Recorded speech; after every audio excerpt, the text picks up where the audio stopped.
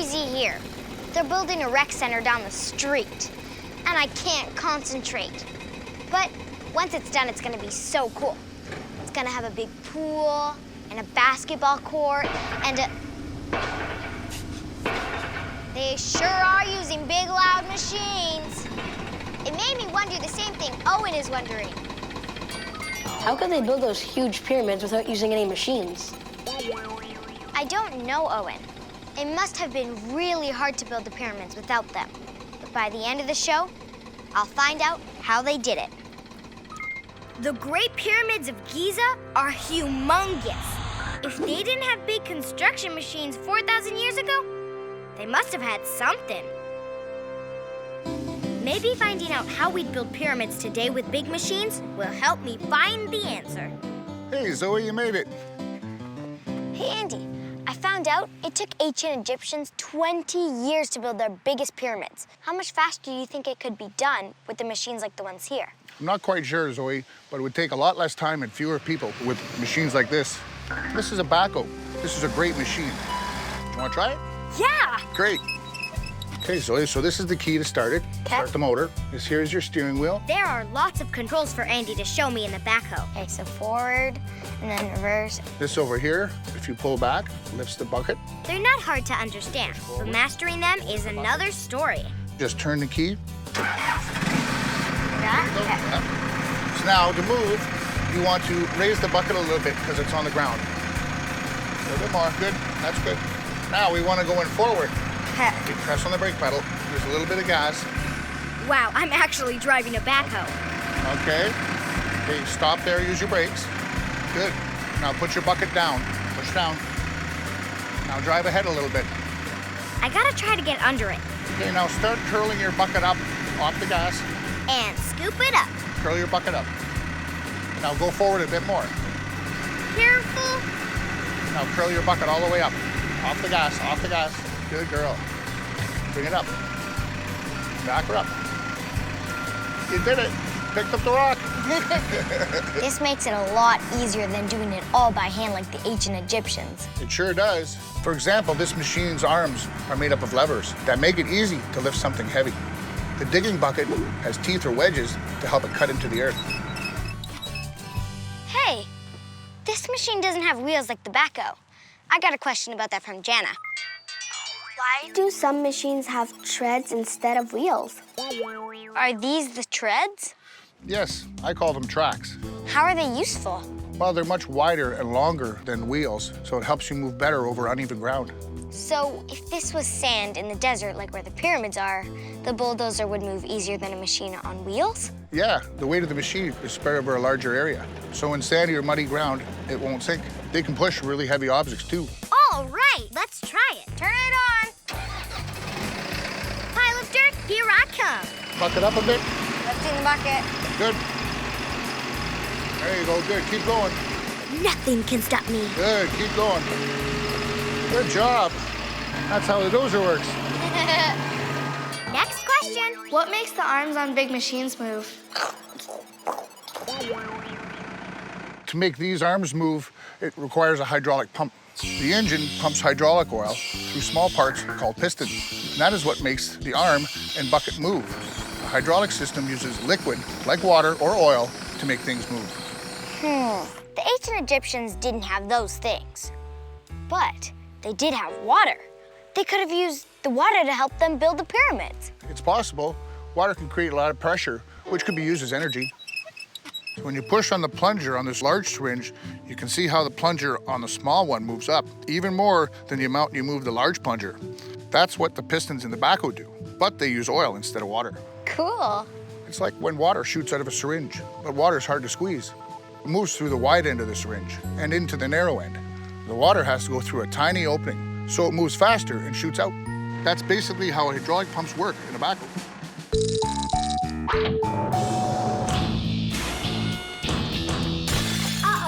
Do try this at home. You can try this with a spray bottle. Just make the hole big. See? It shoots out a soft spray. If you make the spray hole smaller, it shoots out harder and faster, because you're forcing it through a small opening. When you press down hard on the trigger, it's like you're the motor in the backhoe. giving the hydraulic pump all its power to move the machine's arms. A squirt toy is the same thing.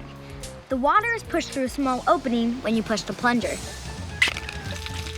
Huh.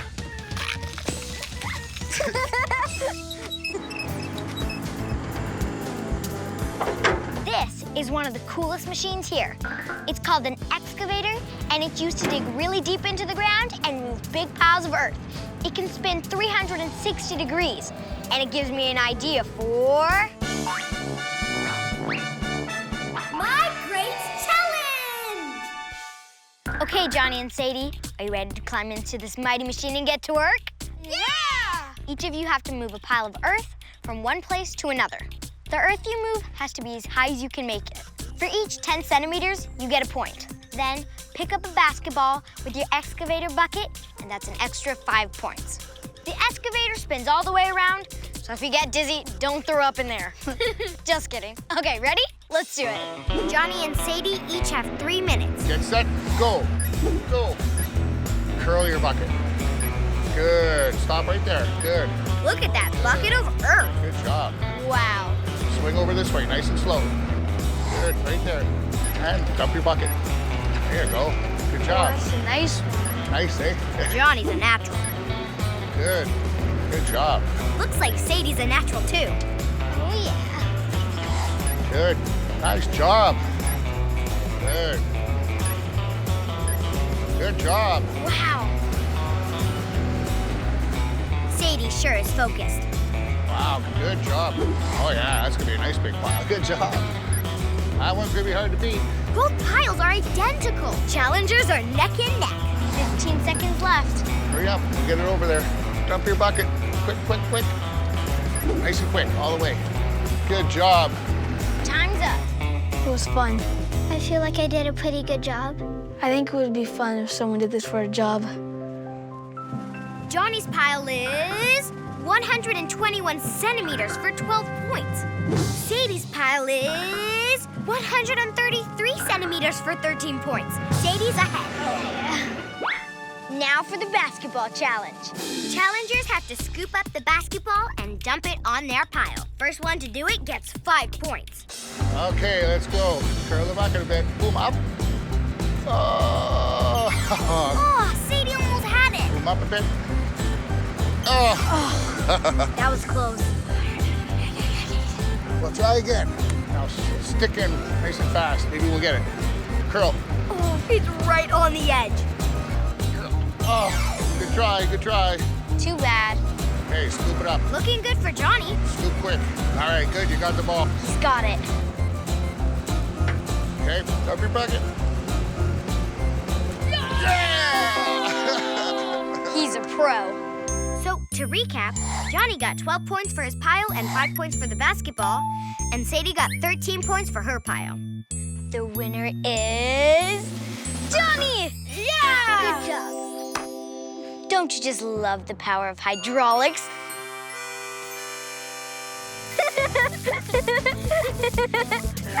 No! Ask a friend. Hey guys, what kind of big machine would you want to drive? Excavator, because I would be able to dig big holes. A wrecking ball because I like breaking stuff. A recycling truck because I know I'm helping save the environment. I would like to drive a bulldozer because you could break down a building with a flick of a handle. I would like to control big cranes because I like heights. I like to drive a tow truck because my dad works for a tow truck company and I want to help people. Monster truck because I do not need to wait in traffic. I'm allowed to crush cars and keep on rolling. And speaking of big machines, here's a question from Lex. What's the biggest machine in the world? I checked, and there are some gigantic machines out there. The world's biggest bulldozer weighs just over 152,000 kilograms. That's about the weight of 11 bulldozers, just like the one I drove. Then there's something called a crawler transporter that NASA uses to move spaceships. It weighs almost 3 million kilograms. That's more than 200 bulldozers. Wait, there's something bigger and heavier than 3 million kilograms? You're gonna make my head explode! Check this out. I found out the world's biggest land machine is an excavator they use for mining. It's 95 meters tall, 215 meters long, and weighs over 40 million kilograms. That's the weight of about 3,000 bulldozers. It must take a lot of energy to move it. Here's a question about that from Adriana. Instead of gas, why can't we use electricity for big machines? I found out that sometimes big machines do use electricity. We see lots of electric cars on the road today, but not many electric construction machines. But that's changing now. Using electricity to power construction machines makes less pollution. And now, there are some that use fuel and electricity. They're called hybrid machines. Some are now totally electric. In the future, we'll probably have more and more electric construction machines. Speaking of which, my friends made their own electric motor. The experiment! Hi, Lex and Logan. Hi, Zoe. So what stuff do you need to build your motor? Well, we need a battery, a magnet, and some copper wire. We also need a highlighter and some pliers to help us shape the wire. Go for it.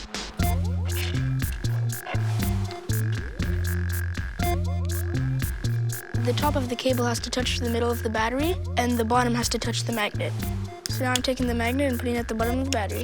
What's next? I took the pliers to bend the copper wire, and then the copper wire is now bent so that it can touch the top of the battery. The other end of the wire is around the magnet. We're ready. Get ready to be amazed, Zoe. I'm ready.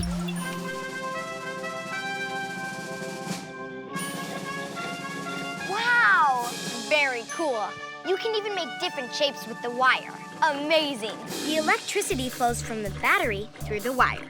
That creates a magnetic field. When that connects to the magnet, there are two magnetic fields working together. The magnet makes the electricity change direction, which makes the wire spin. Thanks, Logan and Lex. Bye. Bye. Bye. When they built the pyramids in ancient Egypt, they didn't have big machines or electricity, so I still haven't answered Owen's question yet. But Maddie has an interesting idea. Did aliens help build the pyramids? Flat Earth Corner! Greetings, Earthlings. I am Zebo10 from planet Zoe-Dopolis. Knock, knock. Who's there? Dare. Dare who? Dare you to build a pyramid without our help? The citizens of my planet built your pyramids on a weekend. We were bored. More! We wanted to make a giant toy on tiny planet Earth. We need no such thing as machines, but please send more of that strange round food called pizza. So good. Yum, yum. Some people actually believe aliens built the pyramids because they don't think ancient Egyptians could have possibly done it 4,000 years ago. But can the answer really be aliens? I think I know who can answer this. She can build all kind of things. Oh my gosh, look at those wings! Please welcome science teacher Megan Mueller. Wow, those are amazing. Did you build them yourself? Yes, I did. I wanted to make a really cool costume, so I used my engineering skills to build these wings. Do you want to see how they work? Of course. Go for it. Okay. That's so cool. How does it do that? It's pretty simple, actually. This bar pushes and pulls these cables, which makes the wings open and close. Wow. When you came in here with the wings on, you looked like an alien. Maddie wanted to know if aliens helped build the pyramids in ancient Egypt. Well, we don't know that aliens actually exist. So I don't think the aliens built the pyramids. In fact, nobody really knows how they built the pyramids. Scientists have many ideas, but we can't prove them. However, we do know that the big cathedrals and the big castles were built using simple machines. What are simple machines? Simple machines are things that we humans can use to lift and move objects without putting in a lot of effort. Cool. Like this lever here. I can lift this using my own force, and I don't have to break a sweat. You try. Sure. Oh yeah, it is really easy. Oh, the big machines I use today, like the backhoe, had levers. Well, big machines are composed of lots of simple machines, but they have a motor with it. What does this have to do with simple machines? I mean, I love seesaws. Well, actually, it is a simple machine. You see this board? This is a lever, and it rotates around the turning point or the fulcrum.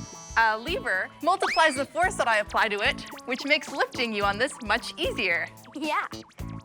More!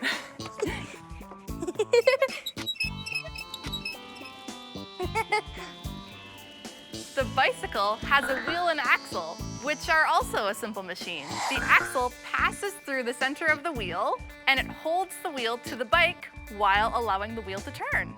But they hadn't invented wheels back in ancient Egypt. No, but they had a trick. Ancient Egyptians might have used logs just to move stones like that. Wow, that's super smart. Here is another simple machine called the inclined plane. Try it. Sure. We use inclined planes to help us move objects from a low spot to a high spot so that we don't actually have to lift them. Yeah, it was a lot easier than lifting it up the stairs. Hey, maybe ancient Egyptians used this to help them move huge stones. Maybe. This is another simple machine. We call it a screw. It's basically an inclined plane that's wrapped around a cylinder.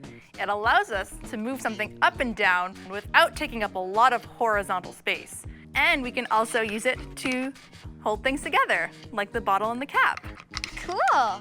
Another simple machine is this, an axe. Whoa. Be careful. Don't worry, it's rubber. Oh. And a wedge is used to cut open things, like this. Wow, the backhoe I used had teeth, and it dug into the ground, kind of like a wedge. Yeah, that would do it. This is our last simple machine. Try it. You just pull it? Yeah, actually, I think that's why it's called a pulley. A pulley allows us to lift heavy objects without putting in so much effort. Oh yeah, it is a lot easier than doing it by hand. You know what makes it even easier? What? Adding a second pulley.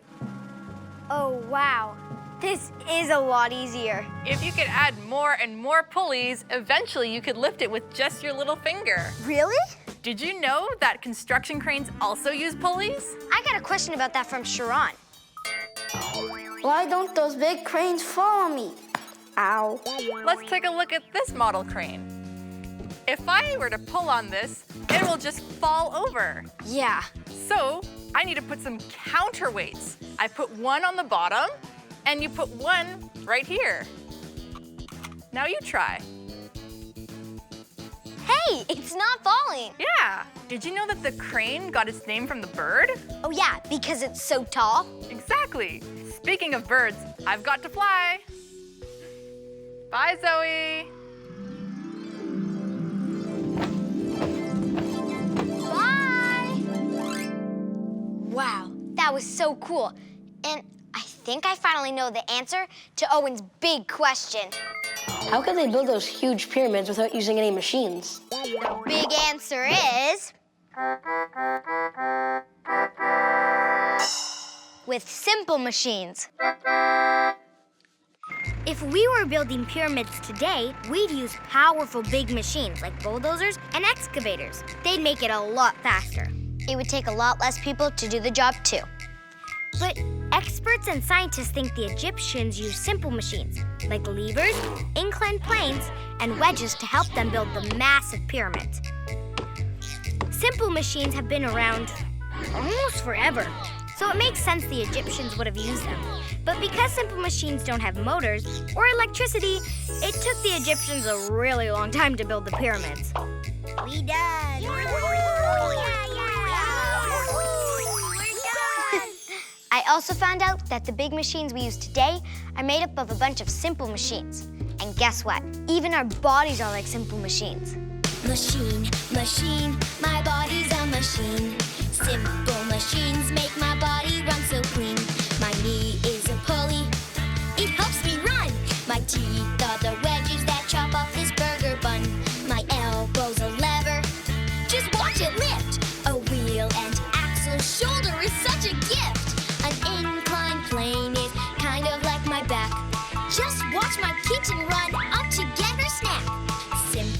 machines. My body has a few. You might even say this twisty hair is like a screw.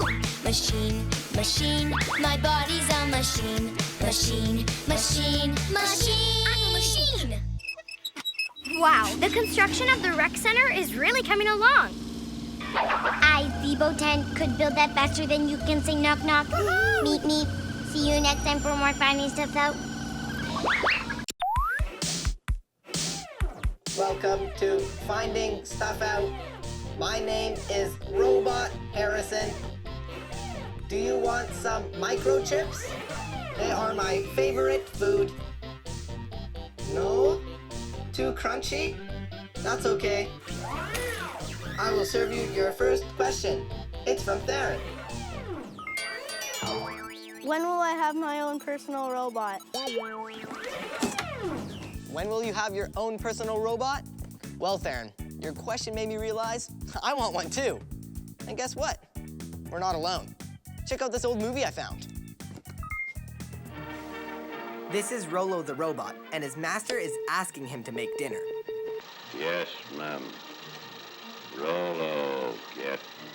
People have been dreaming of a humanoid robot servant for a really long time. One that could cook meals, answer the door, vacuum the floor, and lots more. So when is it really going to happen? That's a lot to ask from a robot. Is it possible? Maya had a good question about what robots can do. Can a robot's brain store as much information as a human's brain? To answer your question, Maya, I have a special guest. He's only 2 feet tall. Please welcome now 1337.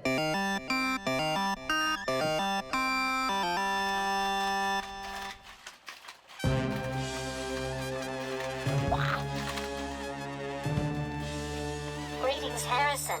I'm here to help you do a good show. Now, 1337, you're awesome. Thanks, but I will not clean your room or do your homework. As much as I'd like to own my own little Now 1337, I can't, because he's only available to scientists who do research on robots. Anyway, he's not really what I'm looking for, because he can't clean up my room. I can pretend to clean your room. Pretending to be a vacuum. Okay, but what about Maya's question? She wants to know if a robot's brain can hold as much information as a human's brain. Ask me any question. Who invented the first robot? Leonardo da Vinci invented the first humanoid robot 518 years ago. Well, what about this? What's 2,048 billion divided by 512 billion?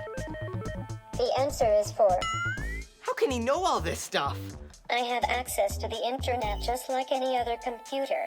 But I would love to be like Watson. I know Watson.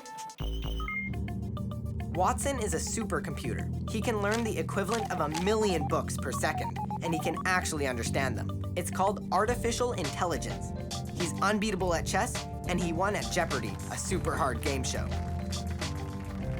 In the future, robots will be able to use all this power, so you might think that the answer to Maya's question is yes. And that now 1337 is smarter than me. Affirmative. Well, that's not true. Our brains can do things that robots can't. We have imagination. We can invent things, solve problems. We're creative. How would you plan a surprise party for your best friend? Error. Does not compute.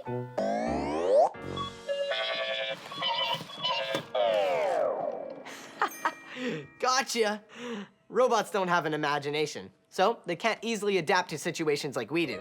Like deciding this is a good time to answer Devontae's question. Do robots work better than humans? Well, yes. Robots are much better than some humans are at some jobs because they never get tired. They repeat the same actions perfectly every time. They can work in dangerous conditions that humans would never want to be in. They don't need air. They never get bored by doing the same thing over and over again. And they never get distracted. Unless finding stuff out is on. Here's a question from Angela. How many different kinds of shapes could a robot be? They can be all kinds of shapes. Not all robots look like humans. Their shape depends on what they need to do. Robots make cars, food, and all kinds of things. Some robots help doctors do surgery. Others help soldiers carry out dangerous missions. Robots have been exploring Mars. Look, Mom, no hands. Some cars can even drive on their own. They're robots too. But how do you make them? He knows how to build robots and tear them apart. Please welcome robotics engineer, Carlos Azmat. You want a robot? Well, here you go. I think I need a robot to help me build one. Carlos built this one. So, turns on, and can do cool things, like walking. Whoa, it can go sideways too. Mm-hmm. So that's made with like the same parts that are here on this tray. Exactly. So first we have the mechanical parts. You see, these are like our bones. Then we have the motors, and this is like our muscles. Then you have the battery. The battery is like the food you eat. And then we have one of the most important components, which is the robot's brain. So this is a microchip that has all the behaviors and all the knowledge the robot needs to move and to do interesting things. So it's like the brain.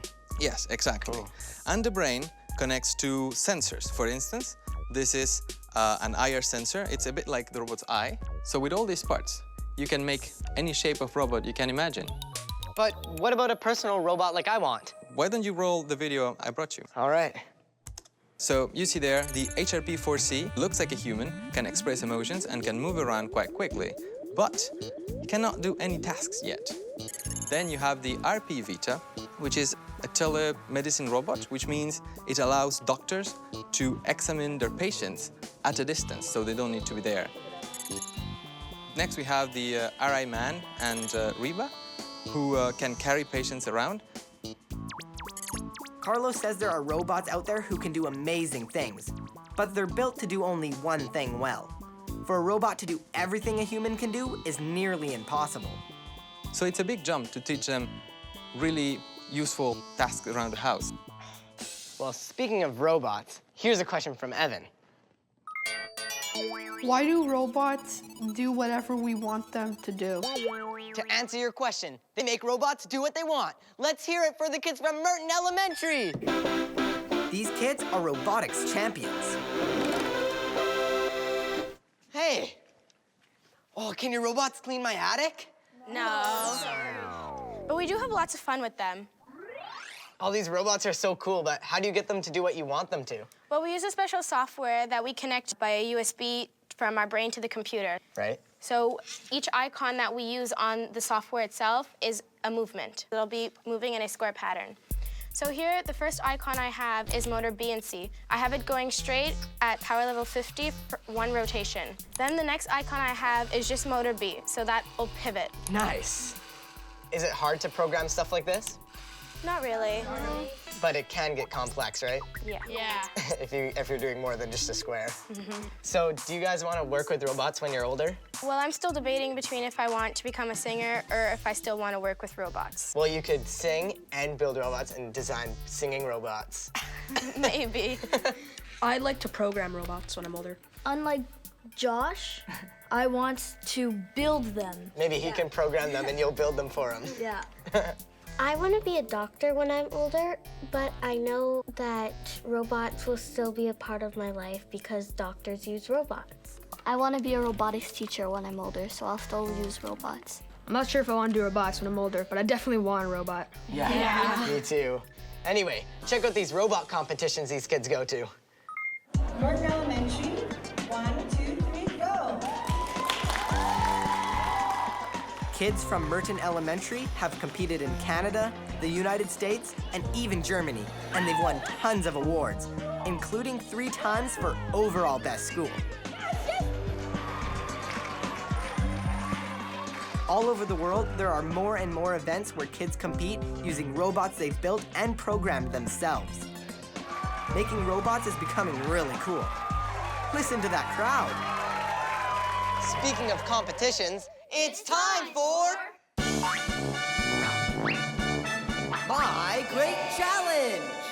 All right, so tell me about this challenge. We program the robot so that it knocks out the red balls, which we call the cherries, out of the circle.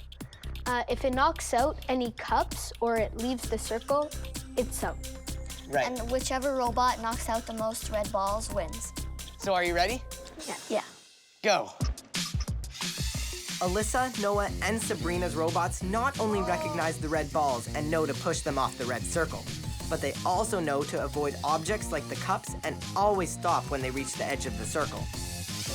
The best programmed robot wins. All right. So how do you win this challenge? So we programmed our robots to go up the ramp, and when it sees the white with this sensor, it will shoot the ball into the net. Kavisha and Lewis have spent a lot of time getting their robots to release their catapult at just the right spot. Yes. Got another.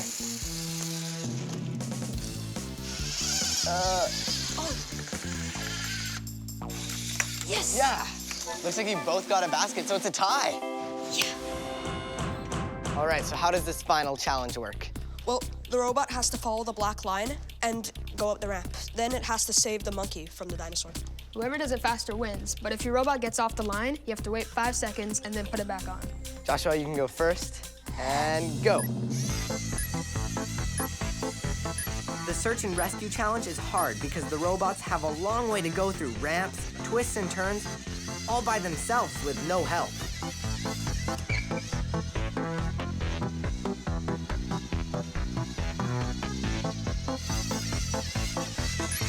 Almost there. Oh, no!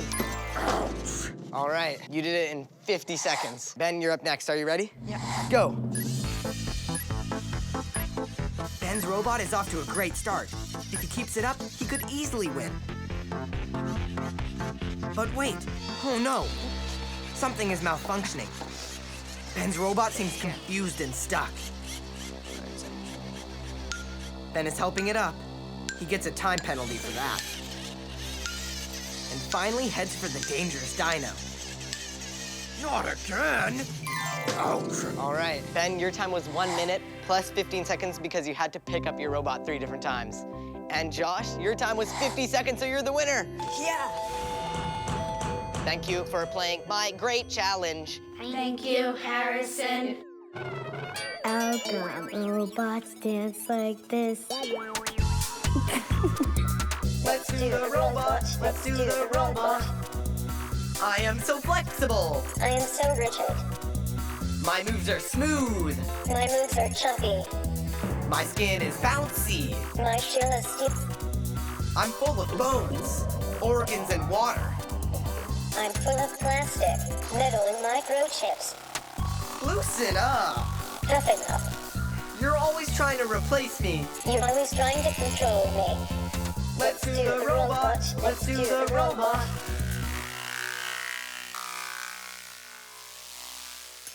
So, Julia, robots move in mechanical ways because they're built with motors, plastics, and metals, unlike humans. Some scientists, though, are trying to create robots that look and feel exactly like humans. Check this one out. This is the Geminoid F robot, and the person it was based on. I don't know about you, but I find it kind of spooky. I thought I was the only one to feel that way, but it turns out most people feel the same. We like robots when they look funny like cartoons. Like me. I am so cute. Yes, you are. Yes, you are. When robots look funny and cute, like Now 1337, we like them. We can even have feelings for them. I love you, too. Aww. But when robots actually start looking and acting like humans, we find it scary. Some scientists say that's a normal human reaction. Stefano had a question about that. Can robots be dangerous and attack us? The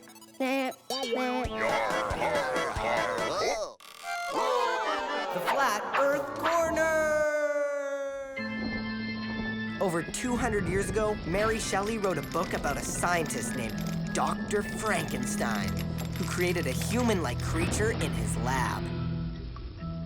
Science has gone way too far this time. That's way out of line. Oh no, it's Dr. Frankenstein's monster! 100 years ago, Czech writer Karel Čapek invented the word robot because in his language, robota means hard work. But in his book, one day, the robots don't want to just work for us anymore.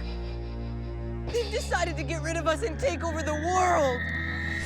Destroy mankind! Destroy mankind! People who wrote those stories had a lot of imagination, but their stories are all kind of the same. Good robots that turn evil. Even today, some people are scared of robots. They think they'll turn against them or something. But robots aren't good or bad. They're just things that we made. And it's up to us to tell them not to hurt people. Be good. Speaking of being good, here's a question from Vanessa. How do robots help you in good ways? Well, Vanessa, there's actually a whole bunch of new robots that help us around the house. A lot of people already have robot vacuum cleaners, or some that mop floors. How about a gutter cleaning robot? Or a pool cleaning robot? More and more service robots are invented every year. And here's the most useful service robot I know, and I'm here with its owner, Isabelle Ducharme. Hi, Harrison. This is Jaco. It's, to me, like a third arm. I have limited usage of my arm since an accident that happened a while ago. I'm brand new with it. I've only had it a few weeks, so I'm just learning all the things it can do with me. But among everything that it can do, I learned that I can now water my plant, which is something I couldn't do before. All right. So you can control it just with that joystick, kind of like a video game. Yes. Would you like to try it? Really awesome, yeah.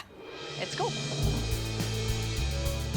When she was younger, Isabelle was unstoppable. She loved doing lots of stuff. After the accident, she wanted to stay the same. So she traveled all around the world and even went skydiving.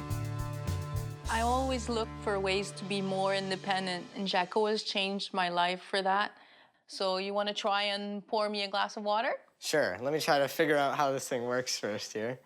So, okay. Okay, we have left. I'm used to joysticks, so I'm getting the hang of operating Jaco right away. It's not gonna squish the bottle too hard though, is it? No, it has sensors. It feels when it's grabbing onto something and it's gonna stop. You could grab an egg, or you could even grab a ceramic cup. It will work. I'm not spilling this glass of water. No way. There we go. Perfect. Jaco is much more than a remote control. It has brains and knows to never put you in danger or pinch you. I also need a straw when I want to drink, so do you think you can grab that straw? I'll try. Okay. There we go. There we go. And now I just have to drop it in. Boom. It's cool because the robot can like move so many different ways, so you have like every possible move that you want. Like you can just like switch it, and you got the wrist and the arm action and the fingers. That's awesome. Is it cold enough? Couldn't have been better. Nice. Not only now can I drink on my own, but I can also grab things when I drop them on the floor. Before, if I dropped my phone on the floor, it stayed on the floor for the rest of the day. Now I can pick it up. There are some people that can't move at all. Do you think robots will be able to help them one day? There's actually some research done, and somebody managed to move Jaco with their mind. Whoa, mind control. Thanks for being on my show. It's been fun, Harrison. Robots can even shake hands. There's a lot of helpful robots out there, but they can only do one or two things. I want a robot that can do everything, just like this question that kicked off my show. When will I have my own personal robot? The big answer is...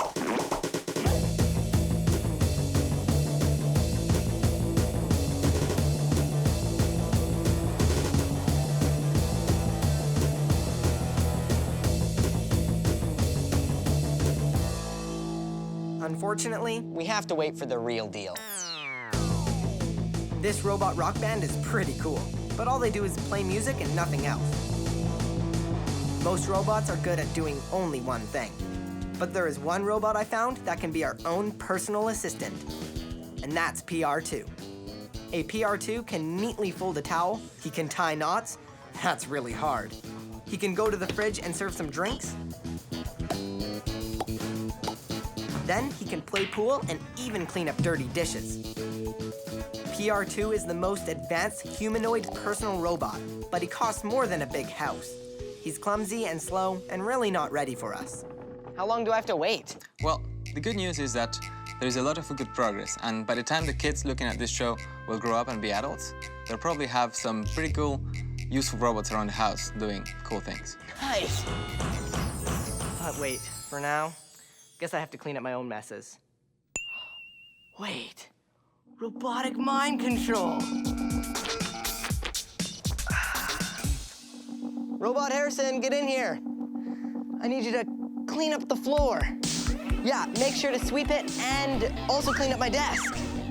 And I'll also need water and a glass of milk and some cookies as well. Yes, master. See you next time for more Finding Stuff Out. Welcome to Finding Stuff Out. I'm on a trampoline with a popsicle and earmuffs because of some questions I got. Starting with this one. Sorry, it's just a bit tricky to get my remote without dropping my popsicle. Is there anything left to discover or invent? I don't know, but by the end of the show, I'll find out. Meanwhile, I wish there was an invention that could keep me from dropping my popsicle while I click my remote, because I have another question. Not again.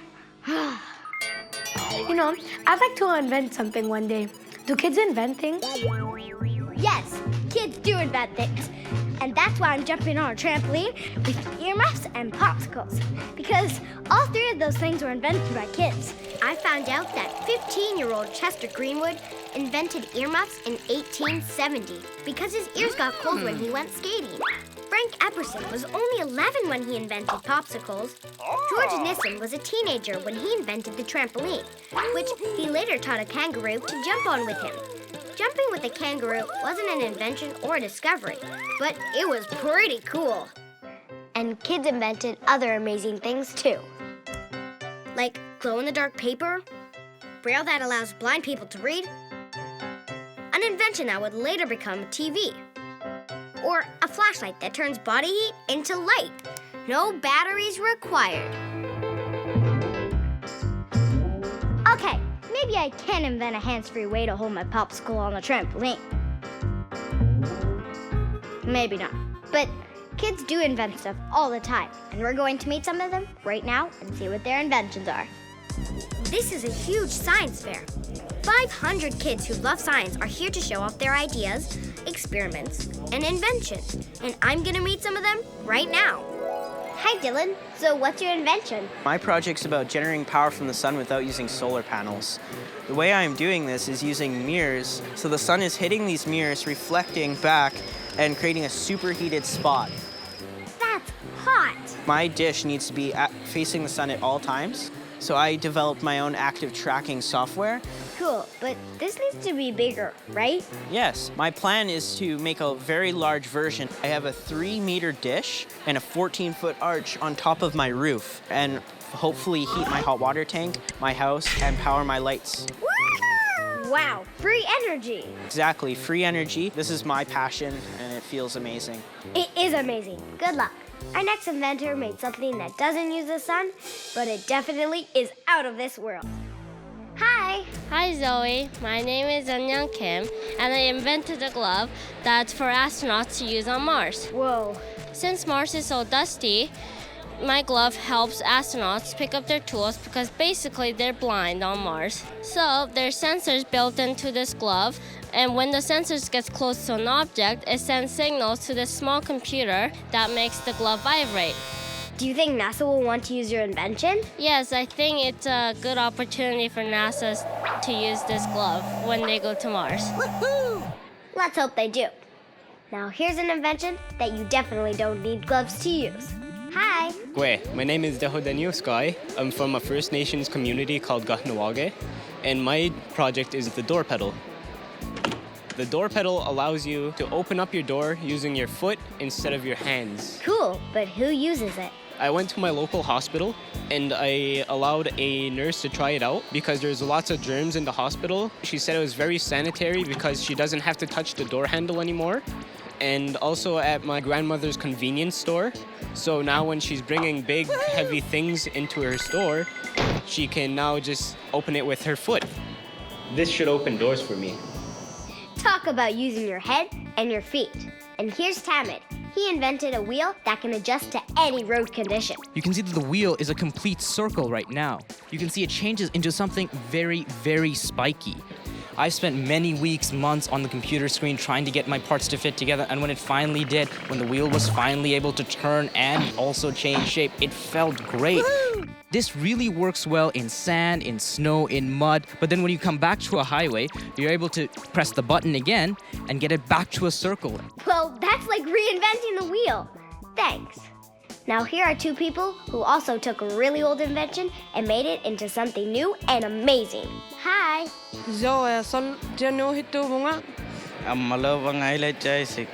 Jenna and Elijah are Inuit and live in the far north in Saluit, Nunavut. That's Hullik Inuit oil lamp. They worked out a way to use the heat of a traditional oil lamp and make electricity to charge a cell phone. Heat from Hullik, it make electricity so you can charge when you're camping.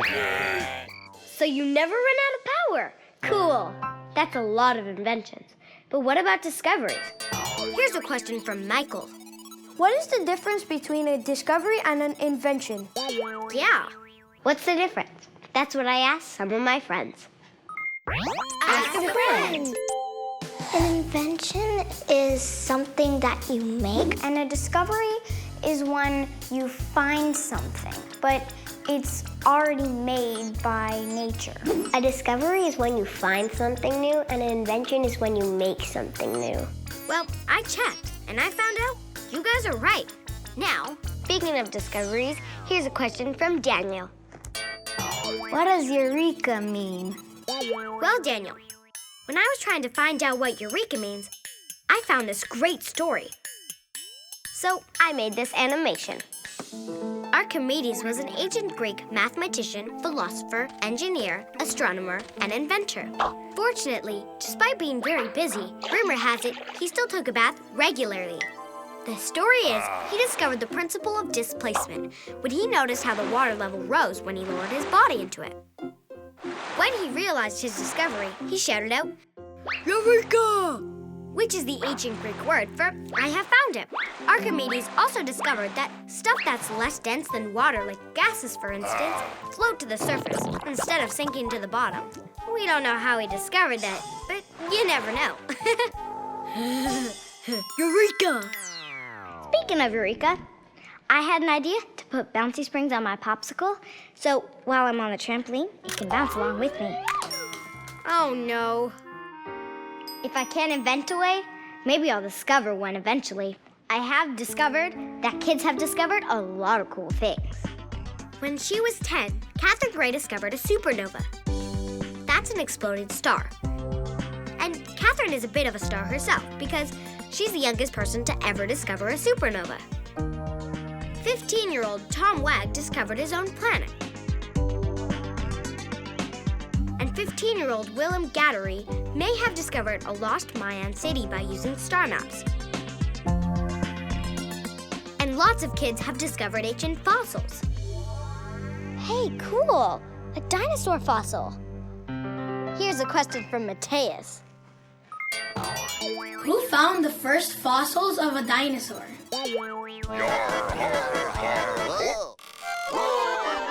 Flat Earth Corner!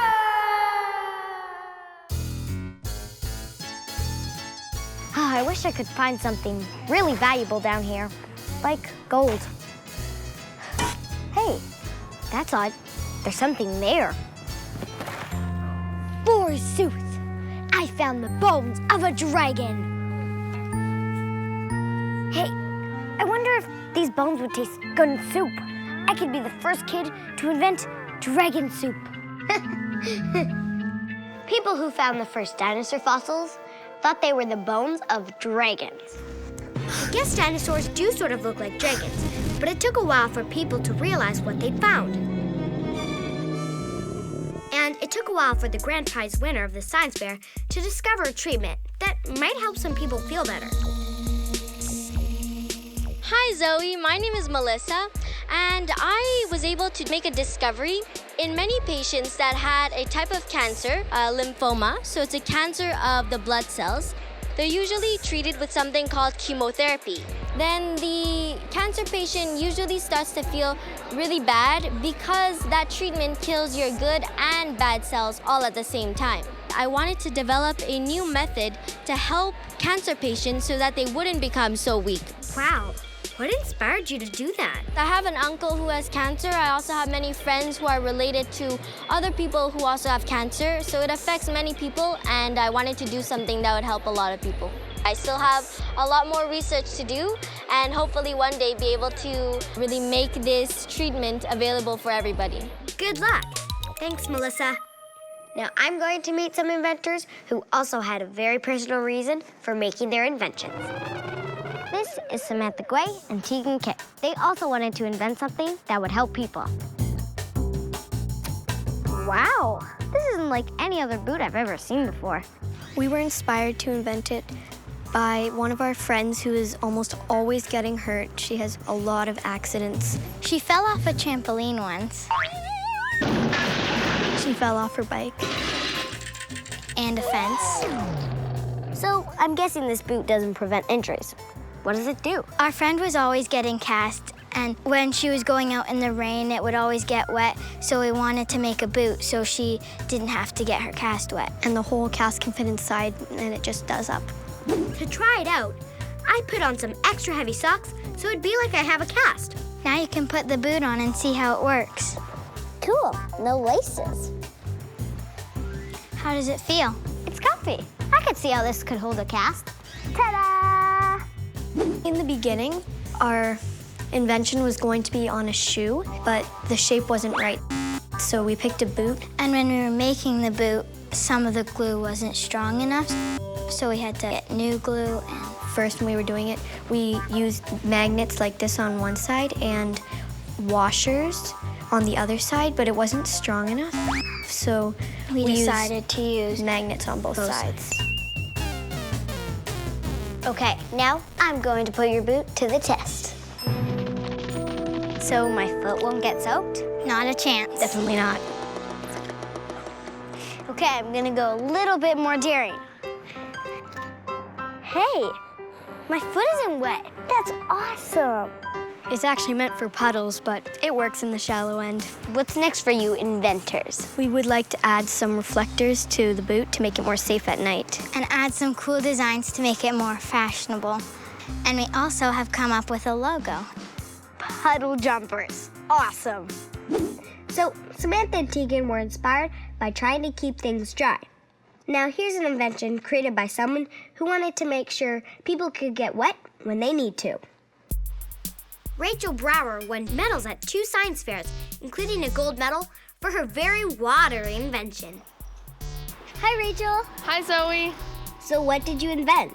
So this is a water pasteurization system for third world countries. It removes the bacteria and impurities from water, making it safe to drink. What inspired you to make this? So a couple years ago, when I was 11, my family went hiking in New Hampshire. We saw the lakes and the rivers, but then we saw the contaminated do not drink signs. And at the same time, I was reading the I'm Malala book. And in this book, many women and girls are dying from the cholera outbreak. So I put the two things together and I decided I wanted to make a difference. Cool, so how does it work?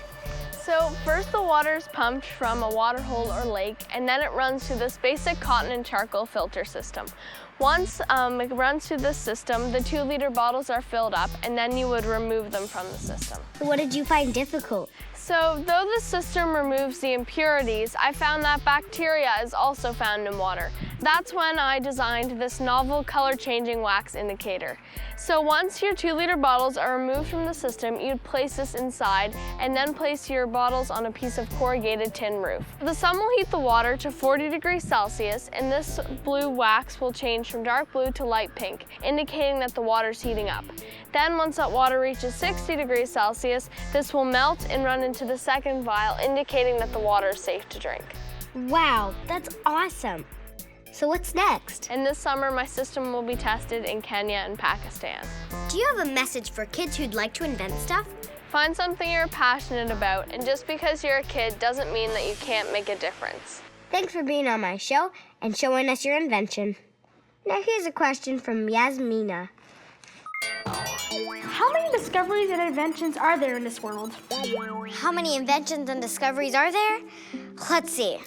Electricity, fire, air conditioning, toilet paper, the printing press, vaccines, getting warm, refrigeration to keep heads from getting warm, eyeglasses, internet, jet engines, airplanes, helicopters, rockets, compasses, calendars, cars, radios, cranium getting hot, brain starting to overload, pasteurization, telephones, boats, motors, cars, radio, cranium getting hot, DVDs, drones, food chains, synapses firing like a laser. Oh no! Ah!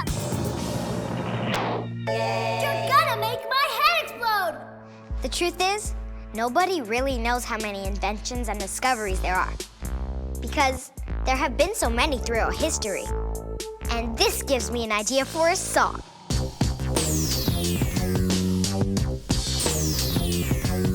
Inventions and discoveries, doing something new. They help us do things that we wanna do. Like dreaming up a robot to help us clean our room. Create a kind of rocket to take us to the moon.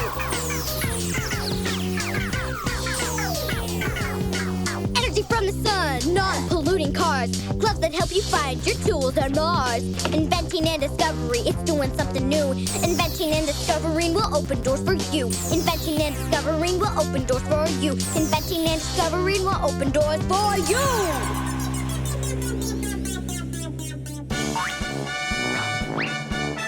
My Great Challenge! Today's challengers are Anjali and Logan versus Stefano and Sasha. Yeah. I'm gonna show you some weird inventions, and both teams have to guess what they are. If neither team gets the answer, you get a clue. The team that gets the most correct answers wins. You ready? Yeah. Okay, you girls are gonna go first. Okay. I think it's like for the baby to go inside. And babies are bigger than this. So, like the new. We're going for hammock, I guess. Okay. A hammock? Yeah. Sorry, girls, that's wrong. Boys, your turn. Don't see it. Oh, nice cat.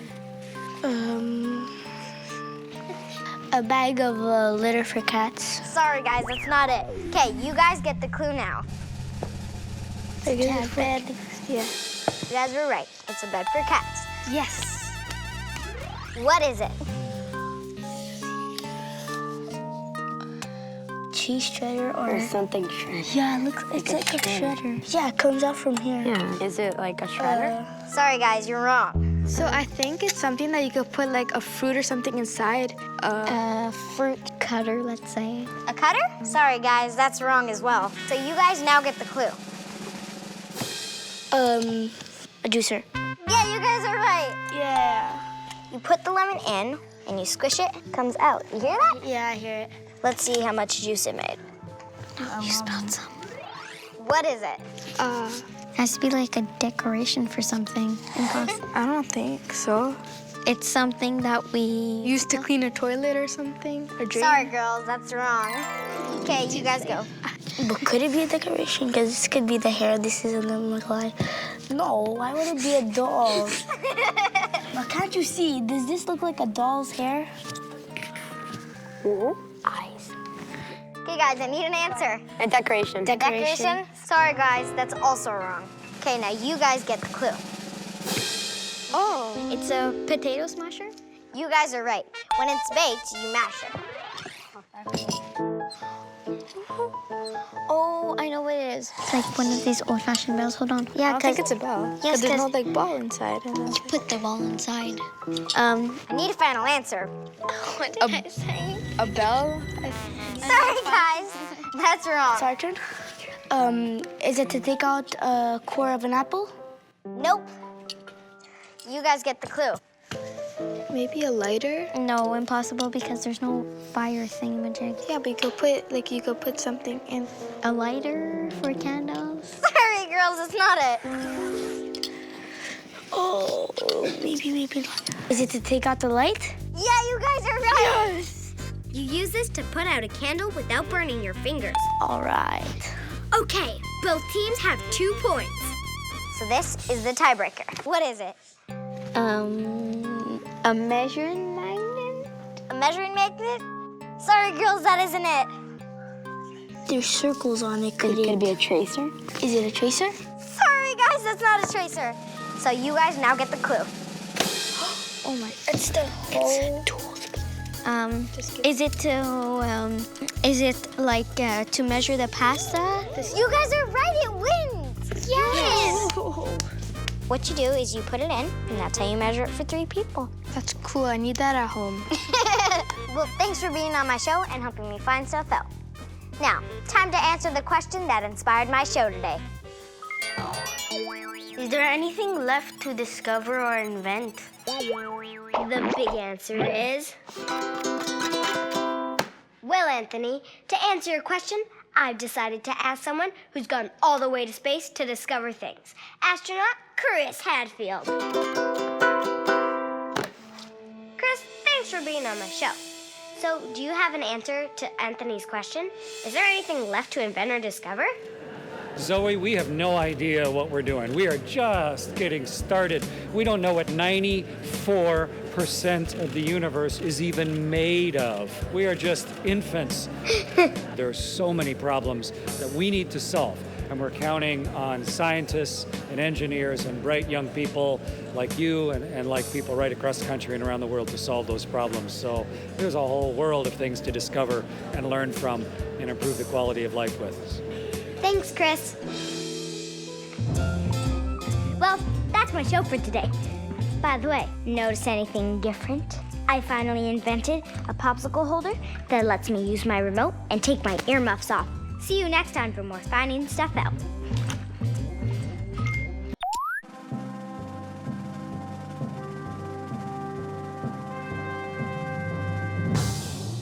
Hi, welcome to Finding Stuff Out, the show where I answer questions like... When I build a tall castle, why does it fall down? I'm testing it out for you, Zachary. And so far, so good. Just have to put the last piece on and...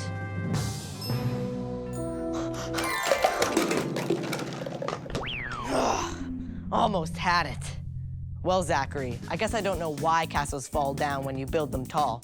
But by the end of the show, I'll find out. Because thanks to your question, I'm building today's episode around structures. Things like skyscrapers, bridges, tunnels, and houses. And here's a question from Emily. Who made the first structure? Well, Emily, the answer isn't what I expected. Because the first structures on Earth were not made by humans. And no, I don't mean it was built by aliens from another planet. I don't even know if they exist yet or not. Anyway, it doesn't mean the answer isn't amazing. Watch this. Animals made the very first structures. Bees were making hives. And ants were making tunnels in the ground when dinosaurs roamed the earth. Birds have been building nests, and beavers have been building dams for millions of years. So humans were not the first creatures to build structures. But it didn't take us long to catch on. Which brings me to a question from Matthew. Why do people build houses? I made this cartoon to show why I think we do it. Check this out. Once upon a time, people didn't have houses to live in. Then our ancestors built simple structures like this lean-to. It protected them from the rain. Gronk nice and dry. Oh, Gronk getting toasty. Shelters also provided shade when it got really hot out. Oh, Gronk pretty smart. Houses also protect us from the cold. Houses also kept our ancestors safe from animals that wanted to eat them.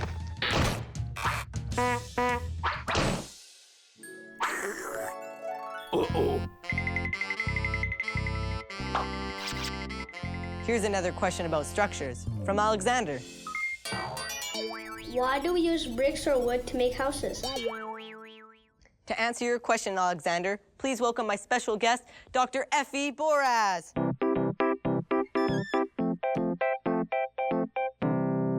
Hi, Effie. Welcome to my show. Hi, Harrison. I brought you something. A hard hat? I'm going to put you to work. Work? Huh. So Alexander wants to know, why do people use bricks or wood for building houses? Well, that's a great question. 'Cause historically, people would build with whatever materials they had around them. So if we had a lot of clay, then we would make bricks. And if we have a lot of wood, then we'd utilize wood. However, one material is more durable than the other. So to demonstrate this, I brought us some brick and wood. Okay. They were the same size and weight before, but Effie soaked one of each in water. I'm going to ask you to weigh the dry wood first. Dry wood first. 354 grams. And now the wood that's been in the water. Wow, it weighs 515 grams. That's almost like adding another half piece of wood. So now let's try the dry brick. Oh, it's heavy. 1.97 kilograms. And the wet brick? Oh, it weighs 2.047 kilograms. The wet brick only weighs a tiny bit more than the dry brick. So what can we conclude from this? We shouldn't drink water that's been soaking in wood and bricks for 2 weeks? Well, other than that. That we should use bricks because the wet wood's gonna end up rotting, right? Right, because it's more porous, so it actually seeps up water. So modern houses usually use brick because bricks don't soak up water and eventually rot. But if you want to build something really big, you need something else, steel. So that's why you use steel for skyscrapers. Absolutely. Effie told me that skyscrapers are made of steel because compared to wood and brick, steel is stronger and more flexible. A skyscraper needs that because it can get windy up there. I'm gonna have you test that out right now. Wood versus steel. Let's see what happens when I jump on them. So let's try the steel first. So I just jump on this. It holds, but can I really jump on it? Oh, it's a bit like a trampoline. Right. Imagine, I'm like the wind pushing on it. Let's try the wood. Okay. Oh. It broke. Right. Unlike the steel that isn't as strong, so it broke under pressure. Right. So does that mean wood is not as good of a material as steel or bricks? Well, they all have their plus and minuses, and you can try that out now. So we're gonna build a tree fort. Awesome. I'd like you to saw this piece of wood in half. Okay, I guess I should put my safety gloves on first. Absolutely. I'll help by holding this. Thanks.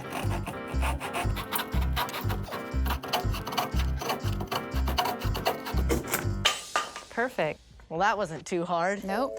Now I'd like you to nail the two pieces together. Okay. There we go. Excellent. So now I'd like you to try sawing this in half. What is this, steel? Yep. Awesome. Never mind a wooden treehouse. I can make a metal tree fortress with this.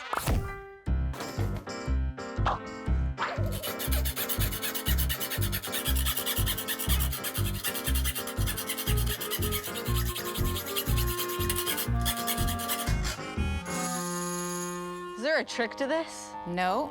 I guess my dreams of a tree fortress are over. Well, you can still build a wooden one. Really? Yeah, that's why wood is so popular with smaller buildings, because you can use simple tools to build. And wood is still strong enough for a structure that isn't super tall, like a house. Absolutely. Will you come back later in the show to help me with my great challenge? Sure will. Great. Have you ever built a treehouse? I thought mine was going to be great, but wait till you see this treehouse.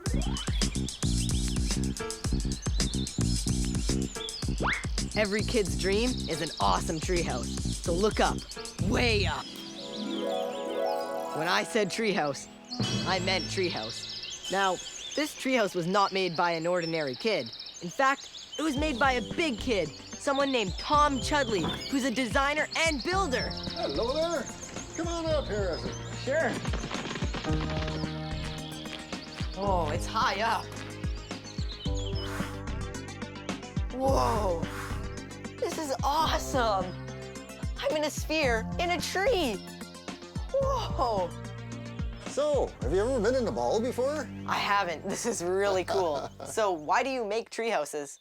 Well, you see, I think people should spend a lot more time in the trees. I think if people spent more time out here, they'd probably have more love for the forest and protect it better than they do. Tom gets his ideas for how to build his tree houses from the forest. And a lot of it's mimicking nature's way of doing things, like nature uses a nutshell because it's a hard shell and it can take a knock. And then you hang nutshells from a spider web of rope that's nice and stretchy, and the spider's web still lets the trees move around. Awesome. It's using nature's ideas, kind of. How do these tree houses stay up in the air? These are the ropes that hold the sphere up. Right. And up there you can see where one of the tethers, the suspension elements, attached to the trees. Tension in the suspension ropes is what holds it up. Tension? I really need some clarification on this tension thing. Well, I've got a little model here. This is a model of a sphere hanging in the trees. When we put weight on this sphere, the elastics get a little longer. The elastics are in tension. Tension is a force that tends to stretch things. So I can hang on these and they're fine, right? Because And of you all put the tension on the rope and it lifts you up off the ground. Cool. So I see you have some guest books here. Does that mean people stay in these things? Yeah, we rent these out to overnight guests. In fact, we get guests from all over the world, and a lot of them leave great comments in the guest books. Well, thanks for showing me around your tree houses, and thanks for being on my show. Oh, it's been a ball. Thanks. There's something else besides tension that keeps structures standing. It's called compression. See the arches on this building? You see them a lot in castles. The stones at the top press against each other, making the building stronger. All this talk about tension and compression gives me an idea for a song.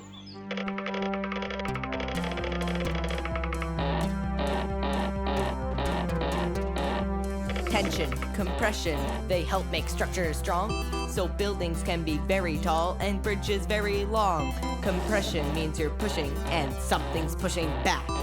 Tension means you're pulling till there isn't any slack. Yes, tension, compression, they're what makes structures strong. So buildings can climb very high and bridges very long.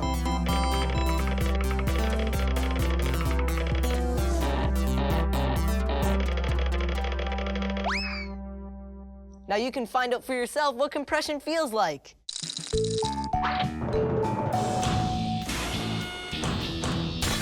Uh-oh. Do try this at home.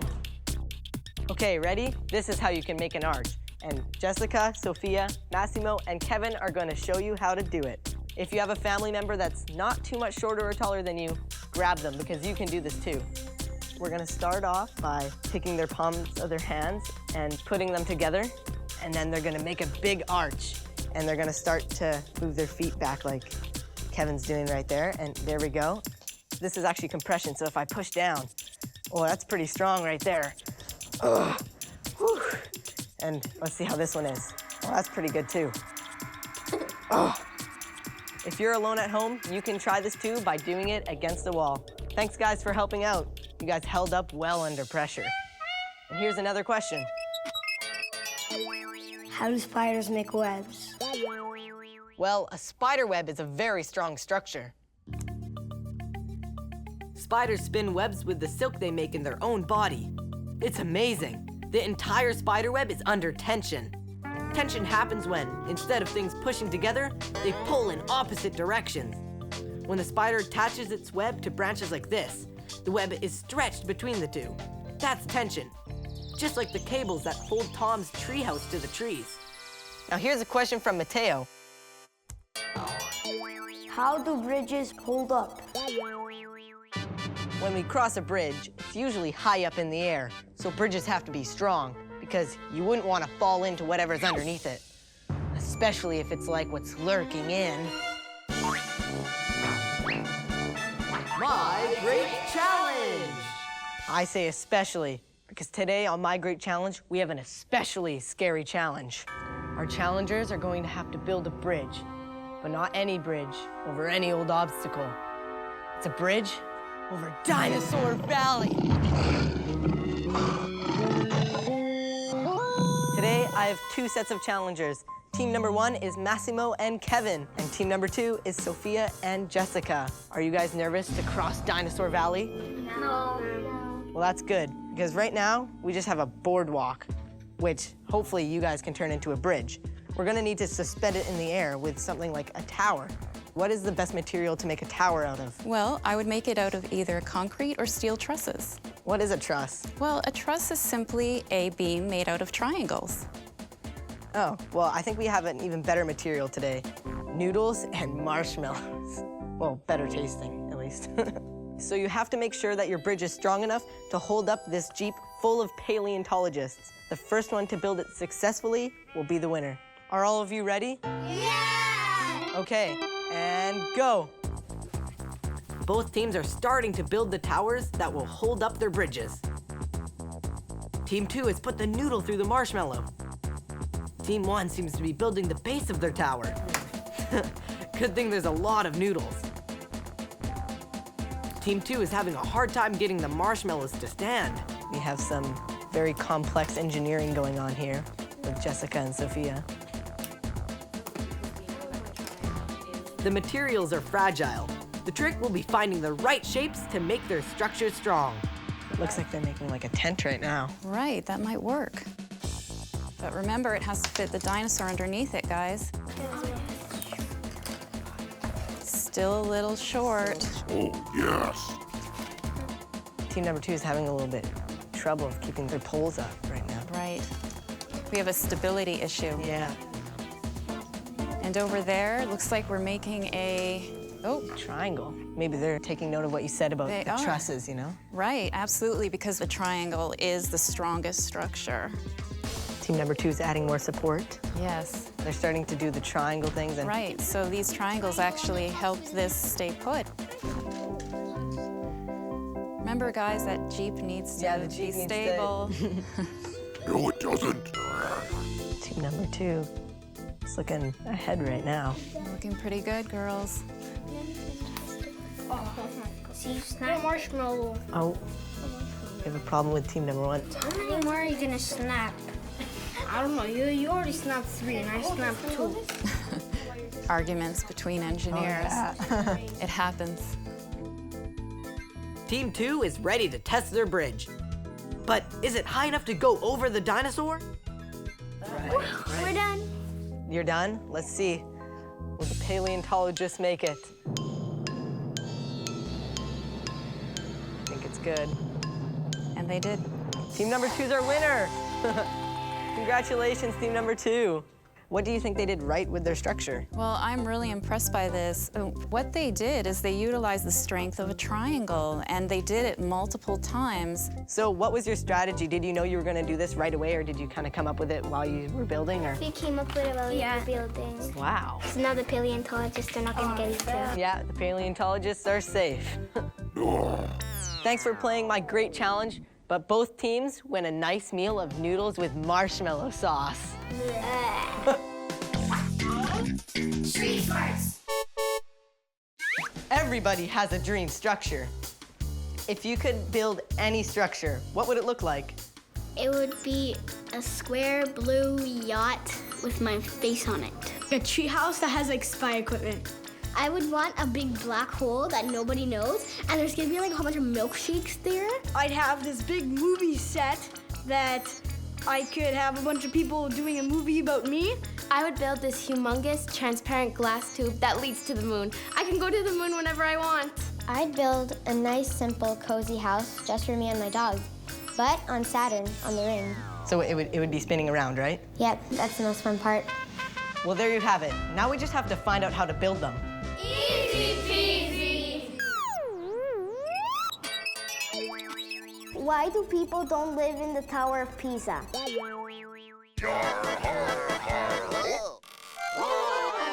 Flat Earth Corner! Why don't people live in the Leaning Tower of Pisa? Because they don't know what they're missing. That's why. What a change from boring places with level floors. You'll always find your marbles in my tower. And if you buy now, I have a nice little unit on the top floor that I'm selling for 20% off. Did I say 20% off? I meant 50% off. And I'll include a parachute for every member of your family. What are you waiting for? It's perfectly safe. Or my name isn't Viotta Salvi, the 12th century architect. Uh-oh. I mean, what was that, Mama? Yes, Mama, I'm coming. Her Venetian blinds are stuck again. Actually, the Leaning Tower of Pisa was built as a bell tower, so it would have been very loud to live there anyway, if you could. But even if it had been meant to be lived in, you couldn't. Its foundation wasn't deep enough to keep it standing up straight. The foundation is the part of the building that's under the ground. And the ground there is also soft. So not long after they built it, almost 900 years ago, it started to shift. It took the people who designed buildings hundreds of years to learn how to make safe structures, especially really tall ones. That's why today, when we build skyscrapers, we dig very deep foundations to anchor them into the ground, so they can climb safely into the sky. Not like the Leaning Tower of Pisa. And that brings me back to the question that laid the foundation for today's show. When I build a tall castle, why does it fall down? Well, Zachary, the big answer is...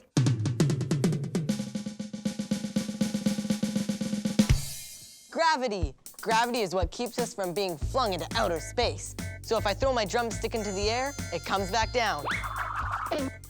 Thanks, gravity.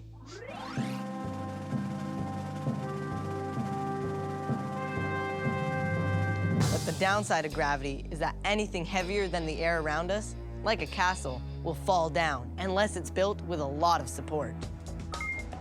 After many years, wind and rain and heat and freezing cold can weaken real castles and other buildings. So if we don't repair them, they might fall down.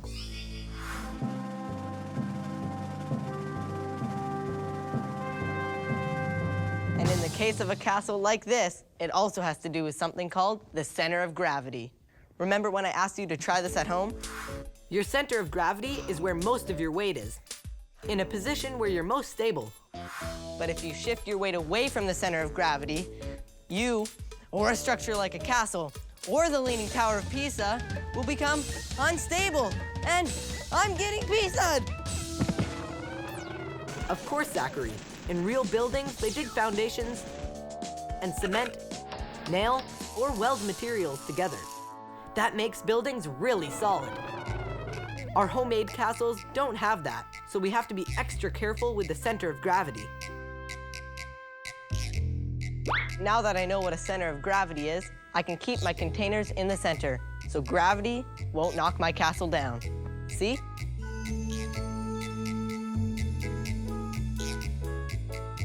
Yes! Ta-da! Oh well. I guess practice makes perfect. Thanks for watching Finding Stuff Out. See you next time. I wonder if my neighbors have a beaver that I can borrow. There's a crazy thunderstorm outside right now. And there goes the power. Which is totally okay because I'm not afraid of the dark, like, at all.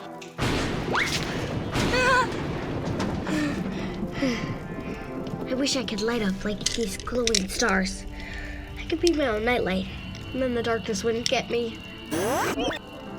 That is if I were afraid of the dark, which I'm definitely not. Hey, speaking of being my own nightlight, here's a great question I got from Aiden. If fireflies glow in the dark, why can't we? Yeah, why can't we glow like a firefly? I've never actually tried to glow. Maybe I just have to concentrate. Nothing's glowing. Why can't we make our own light like fireflies? Or like comets? Or lightning? I don't even know how we make electric lights. But maybe your questions about things that light up will help me find an answer by the end of the show. A good place to start is to find out more about creatures that know how to glow. Here's another question about fireflies. This one's from Sean. Why do fireflies' butts glow? I checked, and I found out that fireflies' butts light up for one main reason: romance. I found out that fireflies have two special chemicals in their bodies, and when they mix together, they create light, kind of like a glow stick. They can control these chemicals to turn their light on and off whenever they want. Different kinds of fireflies can make yellow, green, orange, or even blue light. They actually talk to each other with patterns of flashes from their butts, like secret codes. The male fireflies flash a message to say, "Hey, I'm a certain type of firefly, and I'm going to tell you a little more about myself." And if a female likes what she's seen, they'll flash back. Then the male follows her flashes and flies over to meet her. How romantic. What a great way to find each other in the dark. Actually, they're not just sending sappy messages. Their flashes can also warn hungry predators to stay away because they taste really bad. We might not be able to glow, but we can use lights to communicate like fireflies do. Ooh, I bet my friends know some ways that we use lights. Ask a friend.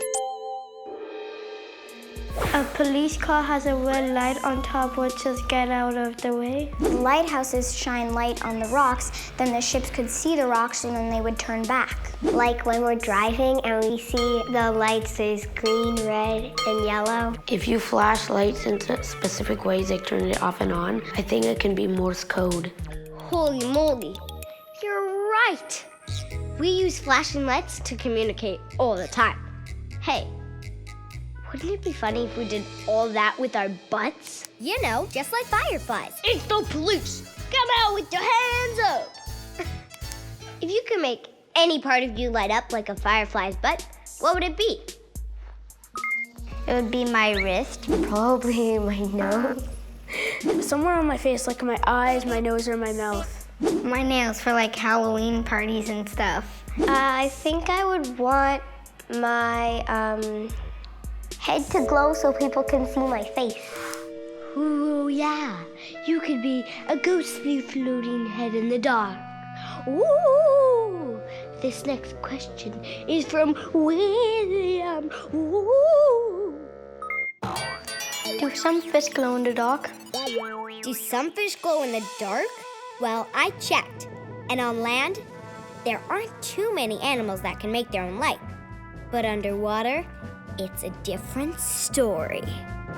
To find out more, I swam to the darkest depths of the ocean.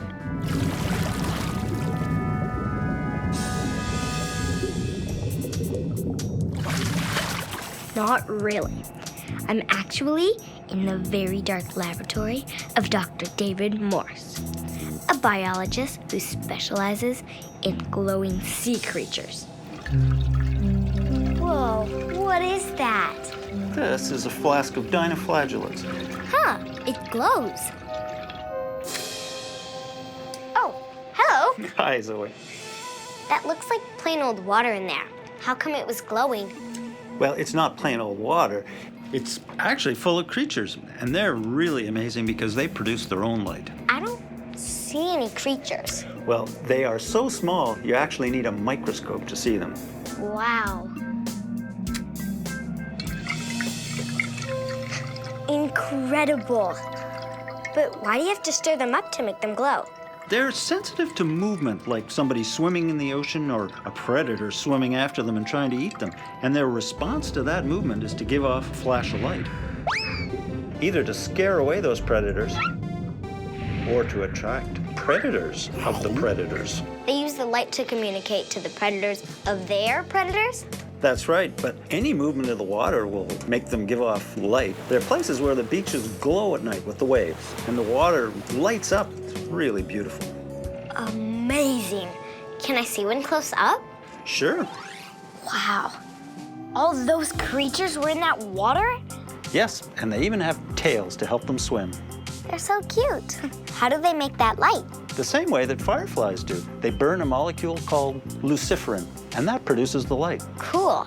Are there any kind of fish that use light to communicate? Lots of them. In fact, most of the fish that live in the bottom of the sea are bioluminescent. Dr. Morris tells me that bioluminescence is the chemical reaction that makes some creatures produce their own light. It's very vast and dark in the deep sea, so the creatures there use light to find and signal their mates or to lure in their prey. Cool. Did you know that some animals can actually scare off their predators with bursts of light? And others can hide by lighting up their bellies to perfectly match the light coming down from above, so their predators can't see their silhouettes. Which way did he go? Holy cow, there are so many fish and other sea creatures that can glow in amazing ways. Hey, can I keep some dinoflagellates as pets? Sure you can. I put some in this tube for you. All you have to do is put them in the sunlight every day, and then they'll light up at night. Cool, I'm so excited. I'm going to name them all. I should tell you there's probably about 1 million in there. 1 million? Now I have to think of 1 million names. Okay, I'll name you Sparky, you Twinkle Toes, you Lightning, you Thunder. This could take a while. You Twilight. Boy, I'm going to have to think of a lot of names. Meanwhile, here's another question about glowing animals from Deborah. How come a neon fish will glow at night when you shine a bright light at them? Well, Deborah, I checked. And some animals don't make their own light, but they're really good at reflecting it. Neon fish have crystals in the skin underneath their scales that reflect light. Kind of like the reflector on your bike. But without light, you can't see them. And check this out. Some fish reflect light in an extra cool way, by changing color. It's called biofluorescence. These fish live in the deep, dark ocean, where only blue light gets through. When that blue light hits them, it's reflected as green or red light. That's because biofluorescent fish have special colored lenses in their eyes, kind of like sunglasses. They stand out like a light bulb in the dark, and that's how they recognize their own kind. That gives me an idea for... My Crates Challenge! I have here with me Jeremy. I'm going to call you a squigglefish. Yeah! And Molly, I'm going to call you a splatfish. Yes. You each have different hidden patterns on your arms that you can only see with these black lights. That's kind of like using the special eyes that some fish have for finding the hidden reflecting colors of their mates. You get to do almost the same thing in this challenge. Use your black light to find the biofluorescent fish with your pattern on it. Oh yeah, and some fish have no pattern at all, just to trick you. Your challenge is to find as many fish of your own kind as you can in 2 minutes and take them back to your home base right here. Are you ready? Yeah! Then go find your fishy matches. The one who gets the most fish wins. Squigglefish found a pattern right away, but it's Splatfish's pattern. I keep on finding them that don't match. Splatfish looking for a pattern. Yes, it checks out. That's one for Splatfish, but Squigglefish has one too. And Squiggle gets another right away. That puts him in the lead, 2-1. Squiggle looking for another match and finding it. Get moving, Splatfish. So far, Squigglefish has 3, and Splatfish catching up now with 2. Splatfish gets another one, but so does Squigglefish. The deeper you go in the ocean, the bluer and darker it is. That's why biofluorescence is amazing. Animals that can make these colors and patterns light up brightly can use them to see each other in the dark, avoid predators that can't see them, and find a mate to have babies with. Only 10 seconds left! Can't find any more. Can Splatfish catch up? Oh no, this fish has no pattern. It's not bioluminescent. Splatfish is wasting her time. Okay guys, time's up. So Molly, you have 5 points. Yay. And Jeremy, you have 6 points. Yes! So you win. And now, time for a blackout party.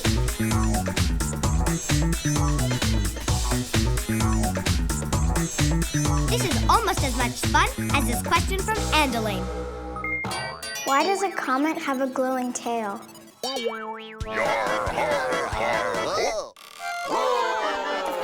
Earth Corner! No. This is a terrible sign. That devil star will bring us nothing but earthquakes and plagues of sickness. The rain will turn red with blood, and animals will be born with 2 heads. Run for your lives! And while you run for your life, do it in style with these Devil Comet t-shirts and buttons. Or commemorate the end of the world with a pendant. I've got every souvenir for the comet apocalypse at low, low prices. Pretty much every ancient culture in the world dreaded seeing a comet in the night sky. I found out that they thought the comets were sent by gods to bring war, illness, and destruction, and every bad thing you could imagine. Luckily, thanks to science, we know a lot more about them now. In fact, I've got some experts who are going to help answer your question, Andelaine. Please welcome astrophysicists from the McGill Space Institute, Robert and Gabrielle. Hi, Zoe. Hi, Zoe. Hi. Wow, what is this? This is dry ice. We're going to use it in a minute to make comets. Cool. It's actually extremely cold. Wow. Okay, so here are all the ingredients we need to make our very own comet. Like a comet cake mix. But I certainly wouldn't want to eat these cakes. Most comets have dirt and they have dust in them. So we're gonna use the sand here and the dirt and we're gonna mix it in the bag. And you can do the same with the dirt now. So we mostly think of comets as dirty snowballs in space. So we already have the dirty part, but for the snowball bit, we're gonna use some water.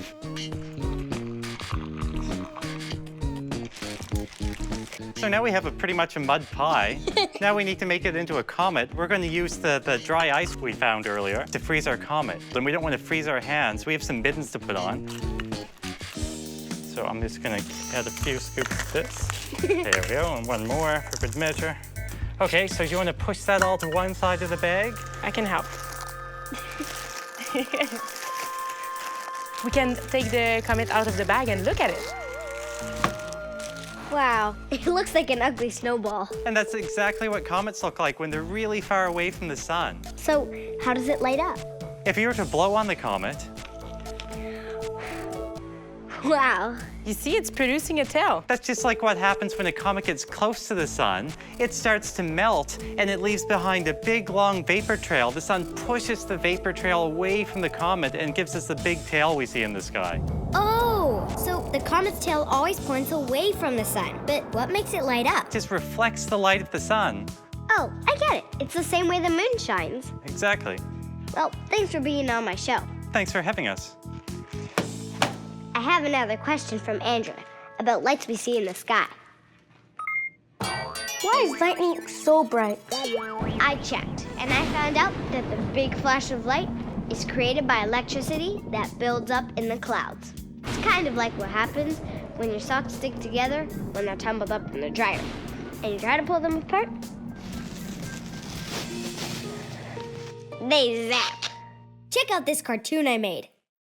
Tiny pieces of ice form high up in the sky, where it's really cold. These ice crystals turn around in the wind, and they bump against water droplets and other ice crystals. As they rub and bump into each other, they build up an electrical charge. Eventually, the charge builds and builds to form a gigantic spark. The lightning's bright flash comes from that spark.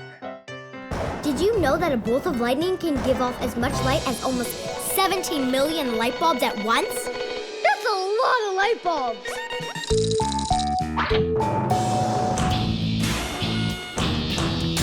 Uh-oh, do try this at home! Emerald and Linnea are going to show you how to make your own mini lightning with just a balloon and a spoon. Here's what you do. Rub the balloon on your hair till it gets good and staticky. You'll know it's ready when your hair stands up and sticks to the balloon. I think it's ready. Then in the dark, bring a spoon close to the balloon. Oh, there's a little spark. Wow, did you see that? It's tiny lightning. Bye, Zoe. Nature has some cool ways to make light. What about us humans? Here's a question from Andrew. How did people see in the dark when there was no light? Tired of dark when day goes away? Try new fire stick. It light up your life.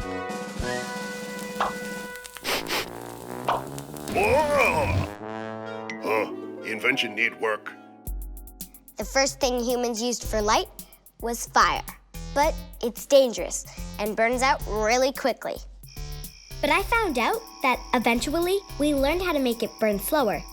We burned moss soaked in animal fat, which led to the first oil lamp. After that, we made candles out of wax. But when we figured out how to capture and control nature's electricity, everything changed. This is a perfect time for Sophia's question. How do you make a light bulb? How do I make a light bulb? Ding! I asked my scientist friend, Shakib, along with Daniele and Andrea. He knows how Thomas Edison made the first really useful light bulb back in 1879. It's important to do this with an adult because it can get a little bit dangerous. Andrea here is going to help me. So what I need you to do is take this toilet paper roll, tape my 2 alligator clips to the side of that. And Daniele, I'm going to have you use our thin piece of filament here, which is actually a piece of picture wire, and attach it onto our alligator clips. And now I want you to cover it with this jam jar that I cleaned out earlier. The last thing we'll need is some electricity to send through the filament so that it glows. I have a battery pack here. I'm going to connect. What do you guys see? Fire, light and burning. Yes, we made a light bulb. Cool. Yeah, that's for sure. Uh-oh. Wow, did you guys see that? Yes, it just burned. The filament's completely gone, but we do have a way to make the filament last longer. What's in the jar, you guys? Air. Very good. So if we remove the air from the jar, we can actually make our filament last a little bit longer and have a better light bulb. Which we've got a candle here, put that in here, and we have to attach a new filament. And what we're going to do with our candle is light it. So a candle requires a couple things to burn. Of course, it needs the fuel, which is the wax that we have in the candle, but it also needs air or oxygen to burn. If we use the jar and we cover our candle, what will end up happening is we won't have any oxygen left. Can you see that the candle flame starts to get a little dimmer? Yeah. And then it goes out and we get a nice puff of smoke. So then we know there's no oxygen left inside our jar. And I'll just connect the other clip here. And look, this time it lights up, but it doesn't burn because there's no oxygen inside. Edison tried a whole bunch of different filaments for his light bulbs, but it wasn't until he removed the air and created a vacuum inside that he invented the electric light bulb. And the rest is history. That was an awesome experiment. Thanks, guys. Bye. Well, when it comes to lighting up from fire to fish that glow, nature's had it figured out from eons long ago. But when we use our brainy minds to follow nature's lead, we use the things around us to create the light we need. Oh, we made oil lamps and torches, fireworks and candles, lanterns, light bulbs, luminescent lights on our bike handles, neon signs, glow sticks, laser shows and movies, traffic lights, this lightning thing. These flashy shoes are groovy. There's headlamps, pyrotechnics, lit up fair rides, computer screens, holiday lights, lighthouses. You're gonna make my head explode! Phew! We've harnessed light to do so many amazing and silly things. But I still can't get my own butt to glow like fireflies. No fair! And that brings us back to the question that started off the show. If fireflies glow in the dark, why can't we? The big answer is... we actually do. Well, not enough to see with our eyes. Only just a tiny, tiny amount. I found out that all living creatures give off a very small amount of light because of the activities of our cells. We humans have never been able to make our own light on purpose, though, the way cave worms and deep-sea fish do. That's because we don't live in constant darkness. But we were smart enough to figure out how to make the light we need with stuff we found in nature. Which means... Hi, welcome to Finding Stuff Out. You know what I love about doing the show? Whenever I'm about to get blamed for something, like that moldy bread under the couch, I always say it's research. Like when I made a paper airplane in class, I told the teacher that you guys sent me a bunch of questions about flying. Here's the first one. It's from Angelina. Why can't humans fly? I know! It's so unfair, isn't it, Angelina? Whatever the reason is that I can't fly, it's not good enough! But maybe if we start with something that can fly and figure out how they can do it, maybe we can fix it so that we can. Let's start at the beginning. We have to go back, way back, about 360 million years. The first living creature to fly was an insect. Geronimo! And flying was such a big advantage if you're trying to catch something to eat or avoid being eaten, that more bugs evolved to fly. Geronimo! Today, more than 1 million species of bugs have wings. That's a lot of flying bugs, almost as many as I have questions. Here's one from Mika. How do fat bees fly with their little legs and their big fat selves? That's exactly what I want to find out about. Bees do not look like they should be able to fly. So if they can do it, why can't humans? Check this out. These bees are beating their wings so incredibly fast, you can hardly see them. Now watch. I put it into super slow-mo. See? They don't just flap them like birds do. They rotate them. Bees fly a lot like helicopters. That's the way I want to fly. They both can hover, change direction quickly, and watch this, fly backwards. Clearly, insects are nature's expert flyers, so if we're ever going to do it, we should probably find out how they do it.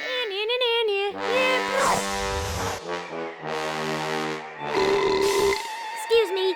Whoa, okay, maybe not. No more bugs. Next question. How do birds fly? The short answer is wings.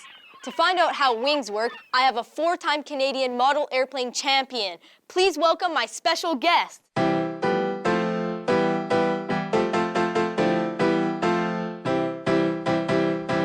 It's a bird. It's a plane. Oh, and it's Isabelle DeLaurier. Hi, Harrison. I'm glad that's not a bug. So I want to know how birds use their wings to fly. Can you help me? Sure. What you have to know is that whether you're a bird or an airplane, either way, what you need to fly is a set of wings. They all look a little bit different, but they have the same basic shape, and it's called an airfoil. Do you know what an airfoil is? No, what's an airfoil? So an airfoil, it's like a giant sail on a sailboat. Okay. So the only difference is that on a sailboat, the wind pushes the sail and the boat moves forward, but on the airplane, the 2 sails are lying down, so the wind goes over the wing and under the wing. And because it's shaped like a sail, it's an airfoil, that wind makes it go up. It's kind of the same thing for birds, but there's one difference. What do birds do with their wings that airplanes don't do? They flap it, exactly. So they go faster and faster until they're going fast enough that they can just spread their wings like that and soar and glide. I put this little beauty together myself. It's a wind tunnel. It actually shows how wings work. Yeah, so what's really cool about the wind tunnel is that usually you can't see wind, but with the wind tunnel, there's a smoke machine, and you can see the smoke, so it shows you how the wind is going. Okay. So what people do when they want to test airplanes, they put it in there. So can you see how the smoke is hitting under the wing? Yeah, it goes like below, like it hits down and goes below, and then a little bit comes up and goes over. Exactly. So if we were going to let go of the airplane, that wind that we see with the smoke would push the wing up, and that's what would make the airplane fly. So people can design wings like that and figure out what's the best wing for an airplane. Okay. But maybe we can test some other stuff too. Yes, I think we have this flying chipmunk or squirrel, yeah? So the flying squirrel has like big flaps of skins like that, just like a wing. So it's a nice curved shape, like an airfoil. Yeah. And when it jumps out, it does like a parachute. Oh, so it doesn't actually have wings that can flap, just stretchy skin. That's right. And we also have Falcon Boy, yeah! Because Falcon Boy can fly, and it's a falcon and a boy. I don't know about you, but I think Falcon Boy should get a ride on the airplane. Let's do want to that. put him on? Okay, wait. Let's see if that works. He gets lazy sometimes, so he just takes an airplane. So although wings might look a little bit different, whether you're an airplane, a bee, or a bird, or a flying squirrel, or even Falcon Boy, they all work pretty much in the same way. So I think we're getting somewhere. If I have the right type of wings, maybe I can fly. That sounds like a challenge. My Great Challenge! Today's great challenge is all about making the best homemade paper airplanes. We're here at my school's loading dock since we need a lot of space to fly them. Our 2 challengers today are Kenny and Aaliyah. They're going to be demonstrating airfoil with nothing but paper and air.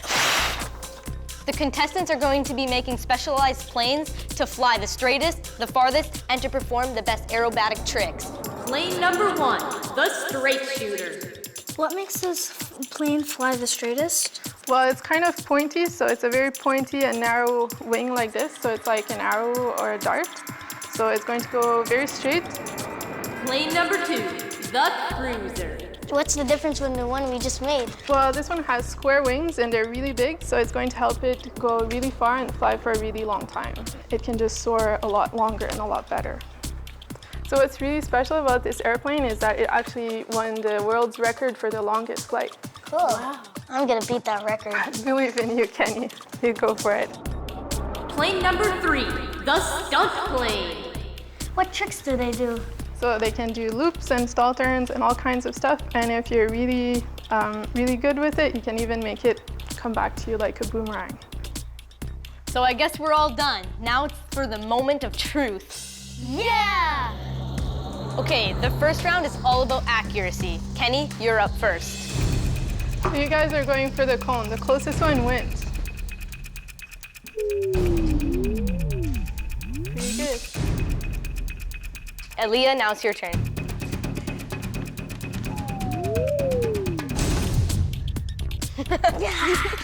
So I guess that round goes to Kenny. Now for the second round, which is about distance.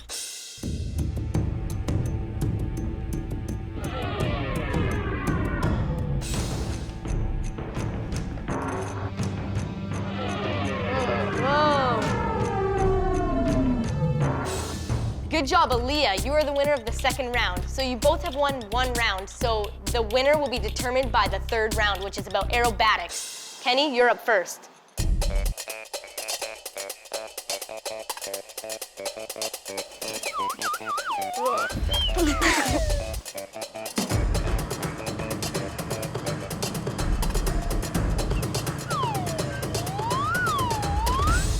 So I guess Aaliyah was the winner. She was the first one to do a loop-de-loop. So Aaliyah is our winner. Congratulations. Yes! Now it's time for another question. This one's from Eric John. What I want to know is how big is the biggest bird alive? Now we're talking, Eric John. If humans are going to fly, we should probably check out some of the biggest flyers. To answer your question, I'm gonna get some street smarts! I found out the bigger the bird is, the bigger wings it needs to fly. The bird with the biggest wingspan and the world's champion long-distance flyer is the wandering albatross. These giant seabirds can ride ocean winds for hours without resting or even flapping their long wings. So, how wide is the wingspan of an albatross? This wide! These kids think it's a really heavy bird. If I were a bird, I would like to be an albatross because I have a big appetite. So I want to know how much you think an albatross weighs. 1,000 pounds, 55 pounds, 805 pounds, 300 pounds, 115 pounds, 500 pounds, 99 pounds, 20. And the winner is you! Yes! An albatross weighs just over 20 pounds, which is about the weight of a 1-year-old baby. Wow. I find it unbelievable. I thought it was 500 pounds. It's really light. I thought it would be more than 20 pounds. Whoa! So how much do you think I weigh? 80. 9,000. 90. 102. 102? Actually, I weigh 70 pounds. I guarantee it. Yeah, you can put me down now if you want. It's not heavy. So I weigh about 70 pounds, which would be 3.5 albatrosses. My wings would have to be this wide for me to be able to fly. That would be hard. I'd need a lot of wide open space to land, and it would be really, really difficult to go inside anywhere. Maybe the albatross isn't the best model for humans wanting to fly. So here I am with Tanya Drapeau from Falcon Environmental Services, who I thought was gonna bring a lightweight bird, but this guy looks heavy. That's what you think. Why don't you try it out? Okay. And then I hold this? Yeah, you hold on to that, and as I drop my arm, the bird goes up the stairs. Okay. Just like that, onto your fist. Go. So what do you think? It's pretty light. He was lighter than I actually thought he was gonna be. Yeah, he kind of looks like he weighs more than a house cat, but he weighs about 5 pounds. That's the same as a big tub of peanut butter. Oh, wow. So that's pretty much his weight. Do you want me to take him back? All right. So all you need to do is just open your hands. There we are. And there we go. Right back to me. Now, birds have lots of adaptations for flight, so that's why sometimes they look heavier than they actually are. Half of his body is really just feathers, and then their skeleton actually is made up of many hollow bones, so that means that there's kind of nothing in them. They're very strong, but it allows them to be lighter for flight. Humans will have a very strong jaw bone as well as teeth, whereas birds just have a very lightweight beak or bill. Just the eyes seem to weigh a lot because they're so big. Well, his eyes actually take up 2/3 of his skull, and that means that one eyeball is actually larger than his brain. I'll leave it at that. If we compared it to a human, it would mean that we have eyes as large as grapefruit. Grapefruits? Now here's another question. What's the fastest bird alive? Yeah, what is the fastest bird alive? Can you tell us, Tanya? Yes, I can, and he is really fast. Well, I'm really fast too. Hi. Hi. Harrison, I'd like you to meet Julie, and this is Orion. He is a peregrine falcon. Orion can go up to 300 kilometers per hour in a dive when he's going after prey. 300 kilometers? That's faster than this, and this. So why does he have this hat? Well, it's actually called a hood. And the thing about birds of prey is they're ultra fast, but they also see very, very well, up to 8 times better than people. So for him, having his eyes hidden right now means that he can stay calm, and it's also part of his training. So when the hood comes off, he's ready to go. Orion, ready to fly? So you stay here with me. Orion is actually so fast that he needs a large area to fly. So that means he needs all the room to stretch his wings and gain all his speed. And when he comes stooping and diving down, he's at high speed. So we want to make sure he has all the room. So Julie just took off the hood. So the first thing that he does is scope out where he wants to take off towards. And he loves to take off against the wind. So he's kind of looking at the wind, he's looking at his surroundings and getting engaged. And with a ruffle of his feathers, that means that he's ready to go. And he should be ready for takeoff. A little scratch to the head. Yep, definitely ready for takeoff.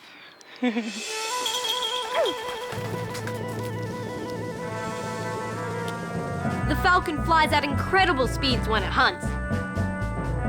It rises high into the air, far above the other birds, and then dives at its prey.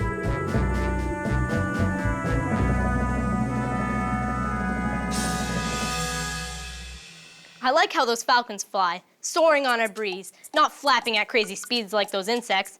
Hey, I'm sort of like a falcon. I'm strong and light. I can soar if all I have to do is hold my wings out straight. All I need are some wings. The Flat Earth Corner! Hi, welcome to the 11th century. I'm Elmer, a monk at Malmesbury Abbey, and you're about to witness history. As you can see, I've made myself a set of wings, just like a bird. I'm gonna be the first human in the history of the world to fly by taking a running leap off the Abbey roof. Pretty smart, huh? Okay, here we go. One small step for monk, one giant leap for monk kind. Geronimo! I'm flying!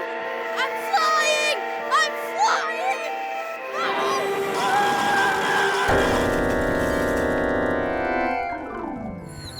Oh, man.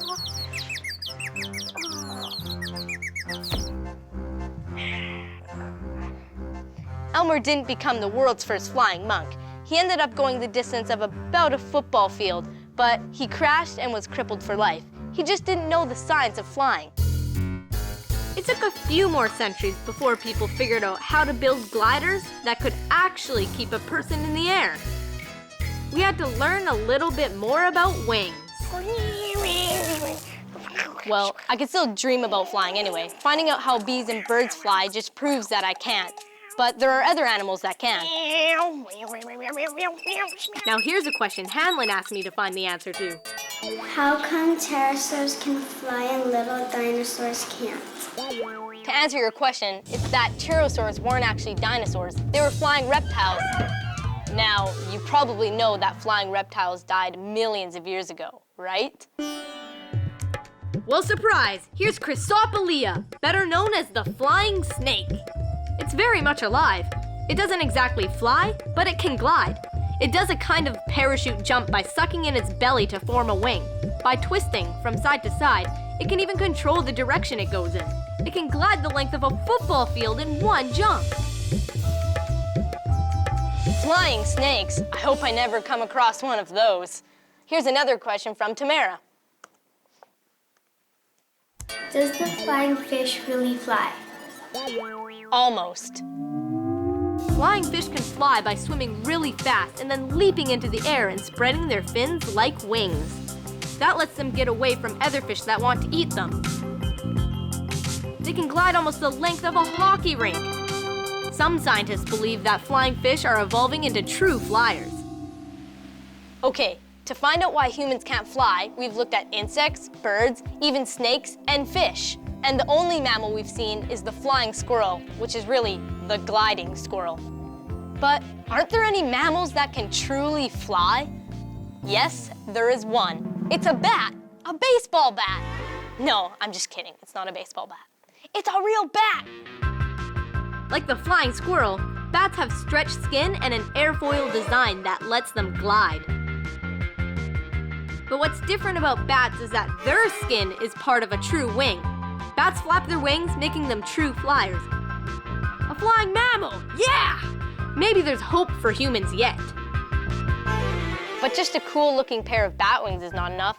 Although a bat may look big with its wings spread, they're actually quite light. The little brown bat is about the weight of this pen. And they still take a lot of energy to fly. In the summer, the brown bat can eat its entire body weight in insects each night. Excuse me. Yeah, aren't you glad you don't have to eat your own weight in bugs every night? Okay, so we found out a lot about what it takes to fly. We found out that snakes can parachute from trees, and fish can evolve wings, and even mammals can fly. So what about the amazing question that started this episode? Why can't humans fly? The big answer is... I found out that we just didn't evolve the things that we need to fly. Let's see. First of all, you've got to have wings. Really big wings. To flap the wings, you've got to have powerful muscles on your thorax. But even then, you have to be really light. Okay, I'm starting to look like a bug now. Never mind all that stuff. I'm going to try to fly, and you can try it with me.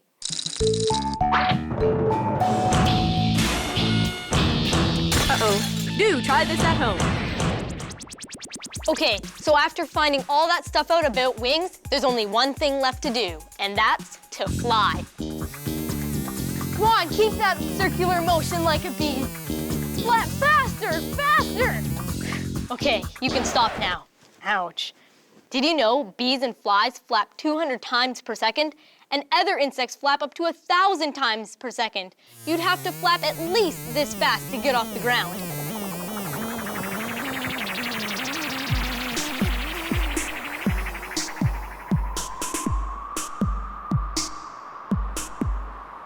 Birds do it, bees do it, even squirrels and fish do it, flying through the air, so why can't I? Bats do it, snakes do it, even some squids do it, flying through the air, so why can't I? No hollow bones or feathery wings, no stretchy skin, but I have these. Didn't evolve with these adaptions. We can't fly without contraptions. Without them, more herky-jerky, might as well be a frozen turkey.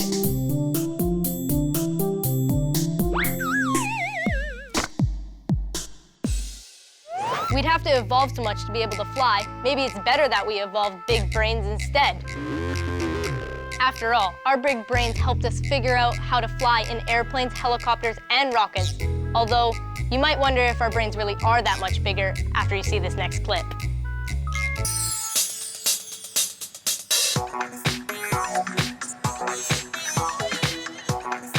These grown-ups have learned to glide by using special flight suits with stretchy material. They glide just like the flying squirrel does. But it's still a very dangerous activity.